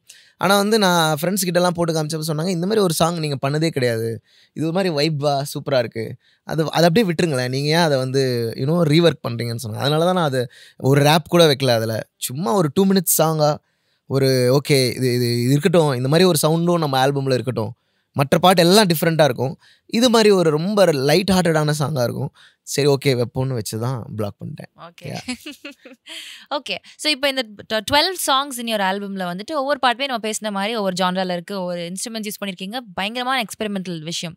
இதில் உங்களுக்கு ரொம்ப ஃபேசினேட்டிங்காக நீங்கள் இம்ப்ரெஸ் ஆகி இந்த மாதிரி கூட நான் பண்ணேன், இந்த ஆல்பமில் இந்த விஷயமும் இருக்குது, இந்த ஒரு இன்ட்ரெஸ்டிங் எலிமெண்ட் கூட நம்ம ஆட் பண்ணியிருக்கோம் அப்படின்னு சொல்கிற விஷயம்னா என்னவா இருக்கும்? ஓகே, ஸோ இந்த ஆல்பம் வந்து அட் டிஃப்ரெண்ட் இன்ஸ்டன்சஸில் க்ரியேட் ஆன பாடல்கள், ஒவ்வொரு டைமில் க்ரியேட் பண்ணப்பட்ட பாடல்கள். அந்த பாட்டு க்ரியேட் ஆனப்புறம் நான் வந்து அது ஸ்பெஷலாக ஃபீல் பண்ணிகிட்டே இருந்தேன், இது நல்லா இருக்கே, இது நல்லா இருக்கே, இது நல்லா இருக்கே. அந்த மாதிரி நல்லா இருக்குது அப்படின்னு நான் ஃபீல் பண்ண ஒரு 12 பாட்டு தான் வள்ளியம்மா பேராண்டி. இது எல்லாமே டிஃப்ரெண்ட் சாங்ஸ் தான். எல்லாருக்கும் ஒரு இப்போ 12 பாட்டும் நான் ரிலீஸ் பண்ணிட்டேன். இப்போ வர கமெண்ட்ஸ் எல்லாம் பார்த்தா ஒவ்வொருத்தருக்கும் ஒவ்வொன்று பிடிச்சிருக்கு. இப்போ தான் எனக்கு புரியுது ஆடியன்ஸோட டேஸ்ட் என்ன அப்படின்றதே நான் இப்போ தான் எக்ஸ்பீரியன்ஸ். ஆக்சுவலி இது என்னுடைய மறுபடியும் நான் எல்லாத்தையும் ஃபஸ்ட்லேருந்து ஸ்டார்ட் பண்ணுற மாதிரி தான் நினைக்கிறேன் வள்ளியம்மா பேராண்டிலேருந்து. This is my own world of music. நான் ஒரு மியூசிக் வேர்ல்டில் இருக்கேன். எனக்கு இப்போ யாருமே சொல்லலை இப்படி எழுது, இப்படி பண்ணு அப்படின்னு யாருமே சொல்லலை. நானாக ஒன்று எழுதுறேன், நானாக ஒரு மெட்டு போடுறேன், நானாக பாடுறேன். உங்களுக்கு கேட்க நல்லா இருக்குல்ல, அவ்வளோதான் வேணும். அந்த கேட்க நல்லா இருக்குன்னு சொல்கிற இடத்த நோக்கி பாட்டு பண்ணுறேன். ஸோ இந்த 12 பாட்டும் டிஃப்ரெண்ட் வேர்ல்டு தான், ஒவ்வொன்றும் ஒவ்வொரு எக்ஸ்பீரியன்ஸை கொடுக்கும். எதையுமே வந்து இதுக்காக பண்ணுறோம் அதுக்காக பண்ணுறோன்னு நான் சொல்லலை. அதான் முன்னாடி கொஸ்டின்கே நான் தான் சொன்னேன், அந்த பாட்டை எதுக்காக பண்ணீங்க அப்படின்னா இந்த நோக்கம் இல்லை, த சாங் ஹேப்பன்ட். அதுக்கப்புறம் இட் ஹேப்பன், என்னோட எக்ஸ்பிரஷன் அது. உனக்கு அது எப்படி புரியுதோ அப்படியே எடுத்துக்கோ, அது என்கிட்ட அதை ஏன் பண்ணுன்னு கேட்காது. பிகாஸ் நான் என்கிட்ட இல்லை அந்த answer, it happened through me. என்னுடைய வேலை வந்து அதை ஒரு ஆல்பம்குள்ளே வச்சுருக்கேன், அவ்வளோதான். அது என்னோடய ஃபீலிங், அந்த பாயிண்டில் அந்த மொமெண்ட்டில் என்னோடய ஃபீலிங். ஏன் என்னுடைய ஃபீலிங்ஸை நான் எக்ஸ்ப்ரெஸ் பண்ணக்கூடாதா? என்னுடைய உணர்வுகளுக்கு நான் ஏன் எப்போவுமே விளக்கம் கொடுத்துனே இருக்கணும்? இத்தனை 1000 ஆண்டு காலம் சாதி பார்த்தாங்களா, யாராவது விளக்கம் கொடுத்தாங்களா? இத்தனை 1000 ஆண்டு காலம் டிஸ்கிரிமினேட் பண்ணாங்களா, யாராவது விளக்கம் யாராவது கிளாரிஃபிகேஷன் கொடுத்தாங்களா, யாராவது சாரி கேட்டாங்களா? நான் மட்டும் ஒரு சின்ன ஒரு சாங் வச்சிட்டாலே அதுக்கு நான் ஏன் விளக்கம் கொடுக்கணும்? கிடையாது. It's my expressing my self. So இந்த ஆல்பம் வந்து எக்ஸ்ப்ரெஸிங் மை செல்ஃப் தான். ஒரு பாட்டு சீரியஸாக இருக்கும், ஒரு டைமில் நான் செம கோவமாக இருந்தேன், அதனால தான் தொடாதுன்னு ஒரு பாட்டு பண்ணேன். ஒரு டைமில் நான் செம ஜாலியாக பசங்களோட ஜாலியாக இருந்தேன், அப்போ தான் மாலான்னு ஒரு பாட்டு பண்ணேன். கானா தினேஷ் இருந்தார், நான் இருந்தேன், கார்த்திக் இருந்தார். நாங்கள் எல்லோரும் சேர்ந்து சும்மா ஒரு கானா பாட்டு, மூலிவாக்கம் முருகு காரி சின்ன பொண்ணு டாலுன்னு ஒரு உலகநாதன பாட்டு, அதை வந்து வில்லிவாக்கம் பஸ் ஸ்டாண்டில் மாலை கட்டும் மாலான்னு சொல்லிட்டு அப்படியே உட்காந்து தினேஷ் நான் எல்லோரும் சேர்ந்து உட்காந்து we changed it. And then நாங்கள் அப்படியே அதை வந்து ஒரு பாட்டாக பண்ணோம்.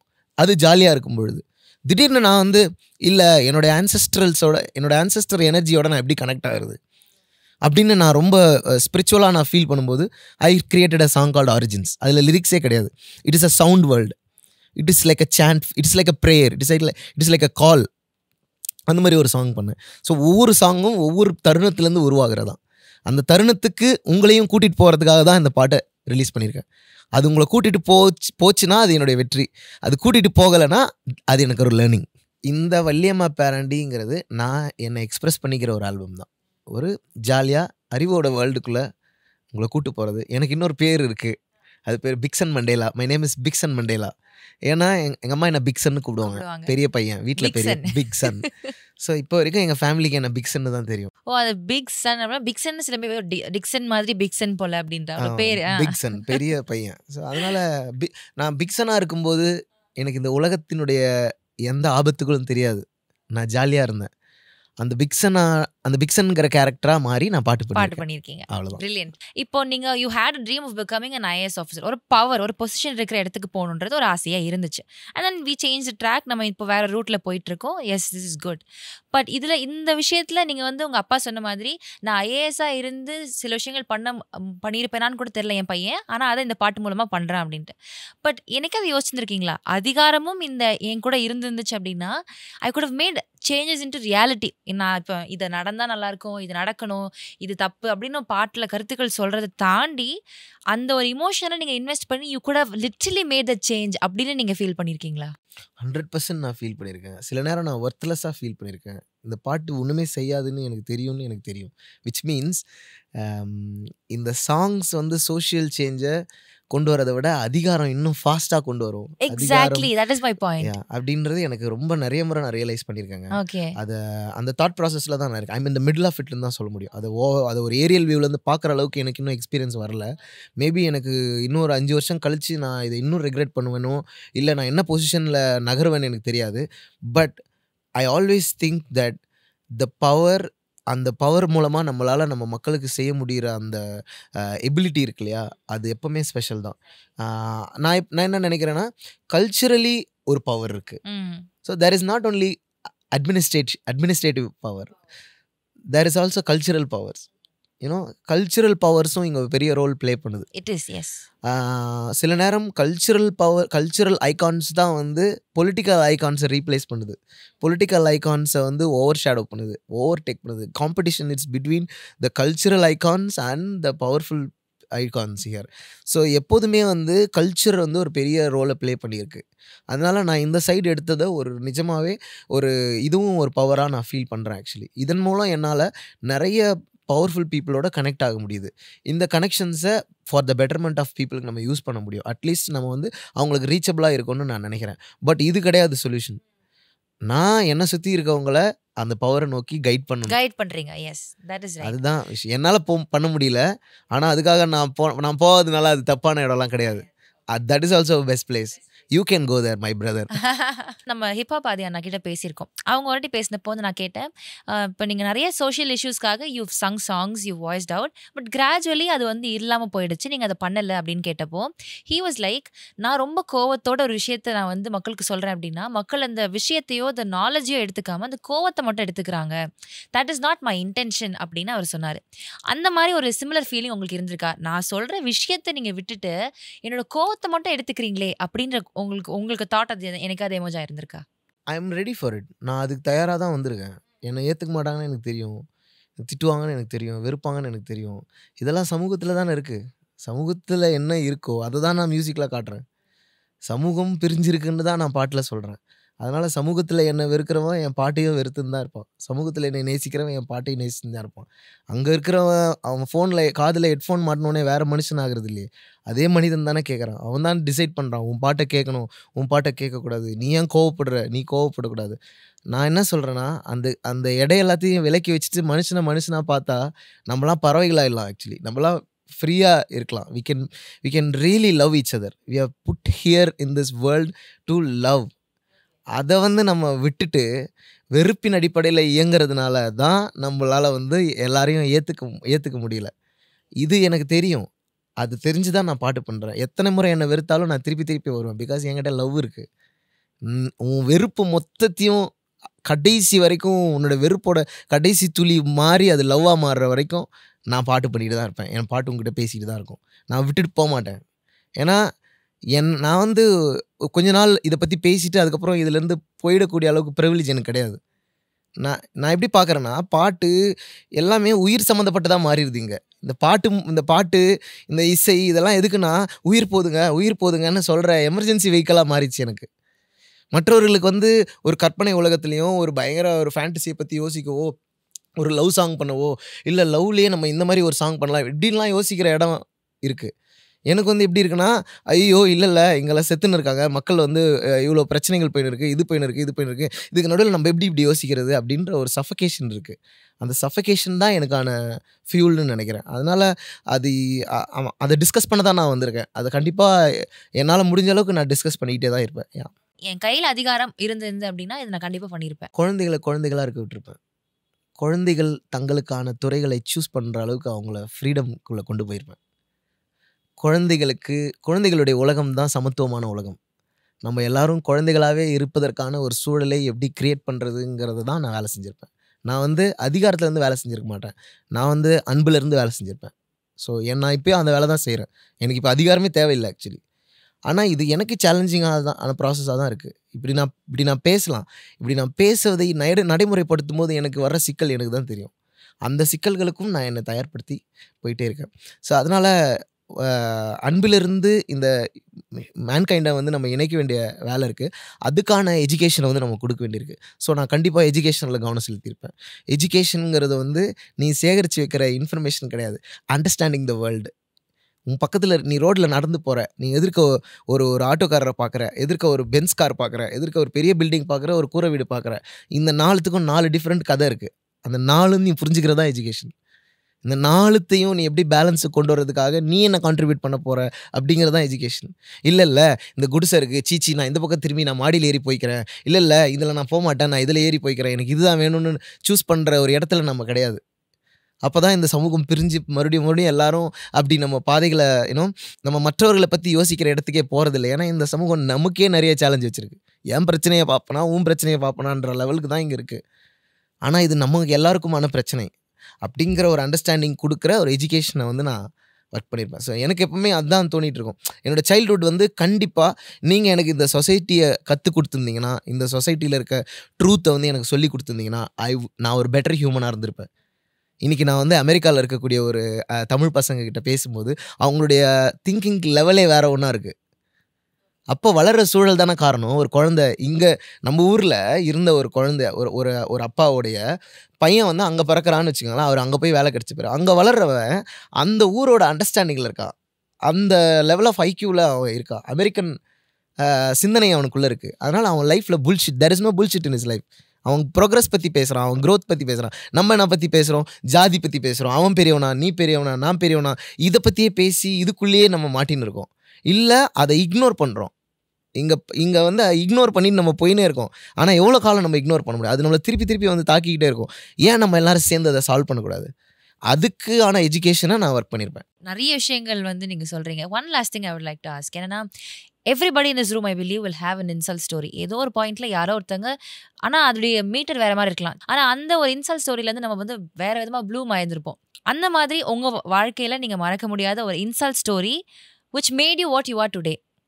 இதை நான் ஏன் கேட்குறேன்னா, இது கண்டிப்பாக நிறைய பேருக்கு வந்து ஒரு இன்ஸ்பிரேஷனாக கண்டிப்பாக இருக்கும்.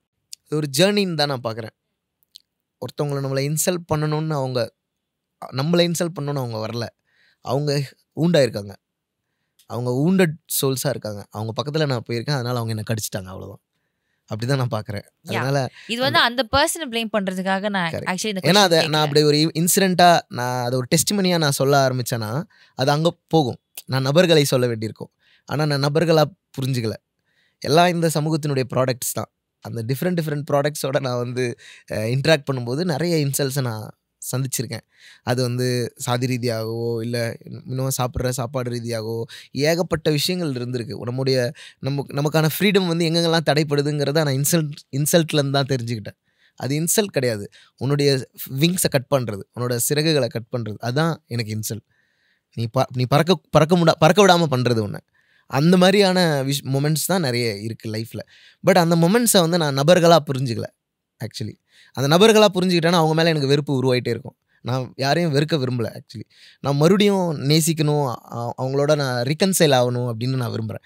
ஏன் ரீகன்சைல் ஆகணும்னு விரும்புகிறேன்னா, உன்னோட எனக்கு அதிக அன்பு இருக்குன்னு I want to show. I love you more then you had me. So அந்த ஒரு ப்ராசஸ்னால தான் நான் எதையும் ஒரு சம்பவமாக சொல்ல விரும்பலை. பட் நீ என்ன ஹர்ட் பண்ணவங்களுக்கு தெரியும் அது தேவையில்லாத ஒரு விஷயம், நம்ம அதை பண்ணியிருக்கக்கூடாது அப்படின்னு அவங்களுக்கு தெரியும். அதை வந்து அவங்க புரிஞ்சுக்கிற வரைக்கும் நான் வெயிட் பண்ணுறேன். அவ்வளோதான். பட் இது வந்து யாருக்கும் நம்ம பண்ணக்கூடாது அப்படிங்கிறத நான் சொல்கிறேன். நான் என்னுடைய லைஃப்பில் அதில் கவனமாக இருக்கேன். யாரையும் அப்படி நான் சின்ன தவறுகள் செய்தால் கூட நான் உடனே மன்னிப்பு கேட்குற அளவுக்கு என்னை நான் வச்சுக்கிறேன். என்னுடைய மனநிலையை சாரி அண்ட் தேங்க்ஸ் இது ரெண்டுத்துக்கு நடுவில் தான் நான் இருப்பேன். எப்போவுமே அந்த கிராட்டிடியூடை மெயின்டைன் பண்ணிகிட்டே இருப்பேன். அதனால் இப்போ இன்சல்ட்ஸ்லாம் பெருசாக பாதிக்கிறது இல்லை. அதை எப்படி இக்னோர் பண்ணுறதுன்னு தான் நான் புரிஞ்சுக்கிறேன். சின்ன வயசுலேருந்து அதை நான் பார்த்துட்டேன். ரொம்ப சின்ன வயசுலேருந்து அதை வந்து பக்கத்தில். ஆனால் பொருளாதார ரீதியான பிரச்சனை இல்லை. எங்கள் அம்மா அப்பா நல்லா ஸ்கூலில் சேர்த்து நல்லா படிக்க வச்சாங்க. அதிலலாம் எந்த குறையும் இல்லை. வறுமையினால் கஷ்டப்படலை. ஆனால் ஏதோ ஒன்று சொல்ல முடியாத ஒரு feeling between me and the other human always kept following me. அது என்னை துரத்தி வந்து கொண்டே இருக்கிறது. அந்த துரத்தி வருகிறதை நான் திரும்பி நின்று எதிர்த்து பார்க்குற மொமெண்ட்டுக்கு இப்போ நான் வந்துட்டேன். இப்போ நான் அதை பார்த்து பயப்படல. அது ஒன்றுமே கிடையாது. அது வெறும் பூச்சாண்டி. அது ஜஸ்ட் மனிதனுடைய பெருமை. ஒரு மனிதனுடைய ஈகோவை பேக் பண்ணி அவன் ஜாதின்றான். மனிதனுடைய ஈகோவை பேக் பண்ணி அவன் வந்து வேற ஒன்றுன்னு சொல்லியிருக்கான். அவனுடைய கௌரவம்ன்றான், அவனுடைய அடையாளம்ன்றான், அவனுடைய பெருமைன்றான். இதெல்லாமே அவன் மனிதர்களுடைய ஈகோவோட குப்பையோட பேக்கேஜஸ் தான். இதை நம்ம எட்டி உதச்சிட்டு போயிட்டே இருக்கலாம். ஆஸ் அ மேன் கைண்டாக நம்ம வேறு இடத்துக்கு போகலாம். நம்ம வந்து நம்முடைய அம்பேத்கர் சொல்கிறாரு, emancipation of mind, cultivation of mind is the ultimate goal of human existence. அப்போது அதே மாதிரி பாப் மார்லியோட ஒரு quotation, emancipate your mind from mental slavery. நம்ம மென்டல் ஸ்லேவரிலேருந்து வெளியே வரணும். ஃபிசிக்கல் ஸ்லேவரிலேருந்து அரசியல் சட்டம் நம்மளை விடுதலை செய்திருச்சு. ஆனால் மென்டல் ஸ்லேவரியிலேருந்து ஆர்ட் நம்மளை விடுதலை செய்யணும். அதுக்கான ஆர்ட்டை க்ரியேட் பண்ணுற இதில் தான் எனக்கு இவ்வளோ சேலஞ்சஸ் வந்திருக்கு. ஸோ அதனால் இந்த இன்சல்ட்ஸ் எல்லாமே எனக்கு தர இன்புட்ஸ்ன்னு தான் நினைக்கிறேன். இந்த இன்புட்ஸ் எல்லாம் வச்சுக்கிட்டு தான் இன்னும் நிறைய பாட்டு பண்ணணும். ஏன்னா இன்சல்ட் பண்ணவங்க எல்லாரையுமே நான் ரொம்ப நேசிக்கிறேன் ஆக்சுவலி. ஏன்னா அவங்க எல்லாருமே wounded சோல்ஸாக இருக்காங்க. அவங்க எல்லாரும் ஹீல் ஆகணும்.